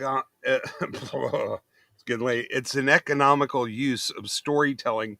You got so much information very efficiently with such little amount of dialogue and screen time. It was absolutely, peak storytelling, man. And we just don't see a whole lot of that anymore. That's why I like those shows with Taylor Sheridan. He's really good at that. He knows how to tell a story. I agree with you. Unless it's the last season of Yellowstone where that kind of shit the bed there. But Caleb don't talk Levine said, about be careful, Price. Paul Rubens got arrested for playing tug of war with himself. That is true. Also, I forgot, and I'm going to answer this. Somebody asked me before, I was saying I don't have beef with YouTubers, and like, have you mended your fences with Tom? So I said, there's no fences to be mended with Tom. For a few years, twice a week, I appeared, on Midnight Sedge After Dark. I was in a position that I was able to take that time and make those appearances. I like everybody on that team. There's people that are friends there. I am still in kind of group chats that have to do with that team. There isn't a situation that there was some kind of spat or anything like that. People are on good terms. What happened is that I just have a lot of stuff that I'm doing, and I had to sort of also prioritize. And for me right now, I want to be able to make sure that I can make it to the streams that I do. Here on this channel that you're watching, whatever platform you're watching it on, I want to be able to make it to my streams. I also, have been trying to make more videos, things like that. And there's other things even outside the internet world, other obligations, and things. So I guess what I'm saying is, it's just the timing and the way those things are set up. It's not especially convenient for me right now with my schedule, but it's nothing personal against anybody. And I obviously wish everybody there well. And I think that people are reading into something for no reason and really shouldn't. Yeah, listen, man, Tom, he'll blow his lid every now and then. The guy is literally the Pedro Pascal of YouTube. He is everywhere, but I've never seen, like, he doesn't hold a grudge. Nobody holds a grudge. I've seen him get really irritated on a stream, but it's never carried over to the next one. He's been around long enough to know, and he's on so many streams. He just doesn't seem like the guy that you're going to have a feud with. He's pretty. He's opinionated, No. but he's easygoing. I don't have any issues. I sat there, for 2 years, probably 90 something percent of the time. Like, my attendance was really high. I think that almost all the shows for 2 years, unless it was a very, very rare occasion, if you turned on Midnight Sedge After Dark, I would be there. maybe in the past few months it started becoming less, and I was trying to do a few different things. And like I said, sometimes also you're in a certain state of mind now. There's no, at least as far as I'm concerned, no doors have been closed. I'm still like in chats with people. There, nobody is, as told each other off, and there's nobody blocking each other or doing anything like that. So like I said, I think there was a time that for a few months CC Karaoke was very, very tied up. Never saw him once on that show, and that happens sometimes. I mean, we all enjoy hanging out and streaming and doing our thing, but sometimes you have to sort of work with the schedule that you have, and sometimes one thing comes at the expense of something else. But like I said, I don't have anything against Tom or anybody else there, and I'm just making that clear. Even the opposite is true. Tom's sort of the indicator, like, that I'm in the right place. Like when I'm shuffling for videos or streams, I'll hear Tom's voice and I'm like, okay, I know this is the place. He's the homing beacon for the Fellowship of Fans. Yeah, he does. He works very hard. He loves streaming, loves being on a lot of different places and a lot of different streams, and he works hard with what he does with Midnight's Edge. And yeah, I mean, everybody's just trying to do the best they can with whatever they do. And hopefully that clears up anything for whoever was asking that. Now, I barely even remember who is it that even asked that. Maybe it was Mary White. I don't even see her here. She probably asked it and ran away. But in any case, I said I would answer it, and I answered it now. So hopefully this gave the explanation.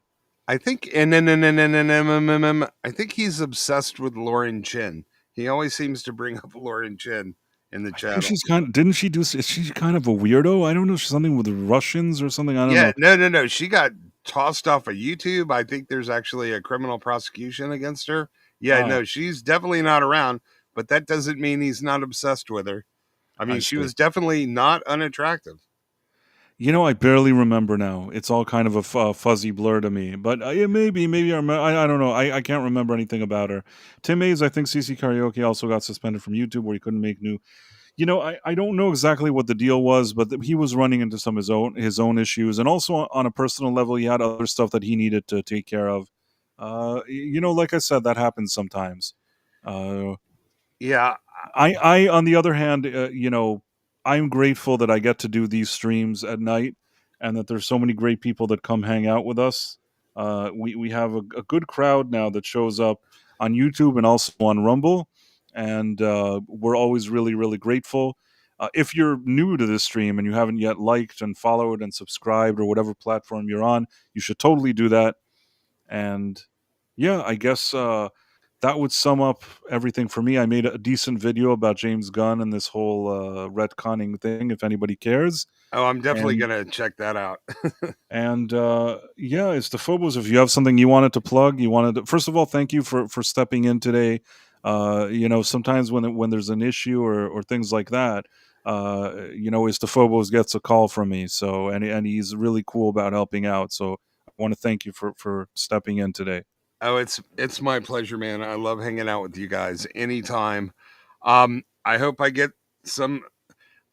I want to start streaming, but I'm terrified of starting that first stream and having no one in the audience. It's very, just it's kind of overwhelming just imagining that. But it's going to happen. I want to remind the people to please interact with the stream. Leave a comment. If you share the stream, share it from the button on the YouTube video. YouTube makes it harder for creators now, so anything you can do to help Price and support him would definitely be appreciated. And man, we just have the greatest chats. Like I said, this is where independent thinkers come to exchange ideas and jokes. We've got some very funny people in the chat too. I've grown very accustomed to hanging out with the chat, and I just love you guys. And anytime I get a chance to do this, it's phenomenal. So thank you for having me. All right. Well, I think that now that we've exchanged pleasantries, I think we can head out. Do you want to do the call out? I have a list. Oh yeah, you do that. I don't even. It's good that you mentioned. I forgot about it. Sorry, guys. All right, we want to show our appreciation. This list is not exhaustive, but I've collected the best I can. I have hello to Phantom Monk, Elizabeth Quince, Yona Aniwodi, Empress NM, Dude Bro Seth 420. I need to know the story behind that name at some point. We've got Cool Mikey. We've got let's see, those are Dude, Phantom Monkey. Yeah, we said that, and Quince, and I think that's probably, we didn't have. Oh, Professor R2. We know you're sleeping. Good luck with that. Almy Tom, and I think that One Dirty Bird, and he did the Rumble rant. Did we read that Rumble rant? The Dems haven't had an elected candidate I'm since so Carter? fascinated by this comment. 1 second. Oh, we had a Rumble rant? Yes, by One Dirty Bird for $2. I'm so sorry, One Dirty Bird. I'm so sorry. I apologize. One Dirty Bird. I'm going to highlight this right now. My apologies to you, One Dirty Bird. I should have really noticed this sooner. It happens. Sometimes we work with this software and it doesn't show us. And the Dems haven't had an elected candidate since Carter. Even I'm going to be careful here because I know people like Carter. At least on a political level, I think he was nothing to write home about. Oh, he was a disaster politically. He was just a good human being. He was a terrible president. You know, they say he was a good human being, and I didn't know him. And if you feel that way about him, then I guess I'll accept whatever people say. I don't know the guy. If I look at his more political stuff, I don't think that, I don't necessarily think that he was that good. But, if people liked him, they liked him. What do I know? No, he was naive and trusting, and he set policies that we're still feeling the consequences of. Absolutely. Dean. I just want to say quickly, Obi Dean, Price of Reason, aka the John Cena of streaming. I'm the John Cena of streaming. I don't even know what that means. But you don't see him. And odds are this is the end of the stream again. Much love, Price. Thank you. I usually don't even see you. Like, it's nice that you showed up. Yeah, I hope it means you don't kiss China's ass. But on the YouTube side, we have Marks 47, Tim Hayes, my friend, Amelia Bedelia, lovely Amelia, Tomahawk 511, Yeetus, Marks 47, Pam Hill, Ejecta Curtain, let's see, Mary White, a very good friend of the channel and regular. It's going down, I think. Granola Grin, E. Clay Thomason. It's so cool how you learn to recognize these names every time, and people just always show up. Malachi D. Wildman. So you just got granola. Caleb Levine. Whalem 03.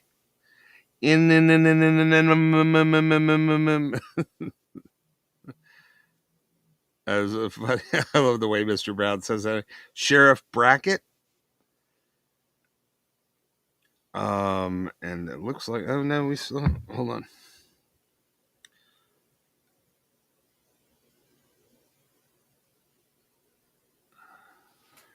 I see some people that kind of pop up at the end of the stream. Tony Grigo.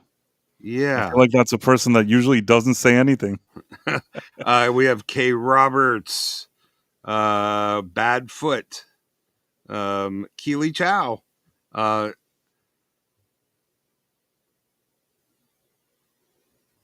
Kenny Long. I think, did I get Kenny? Anyway, we got Kenny Long. Yeah, there's me, David Costin, Marla Sharondoff. Always lovely to see her. We did Tomahawk. We did the NNM. I guess his cat jumped on the keyboard when he was doing his name. Double R Star says, I missed the show. Well, you can rewind, and there's all these wonderful things that you can catch up on. And finally, we have Tony Grigo and OBD. So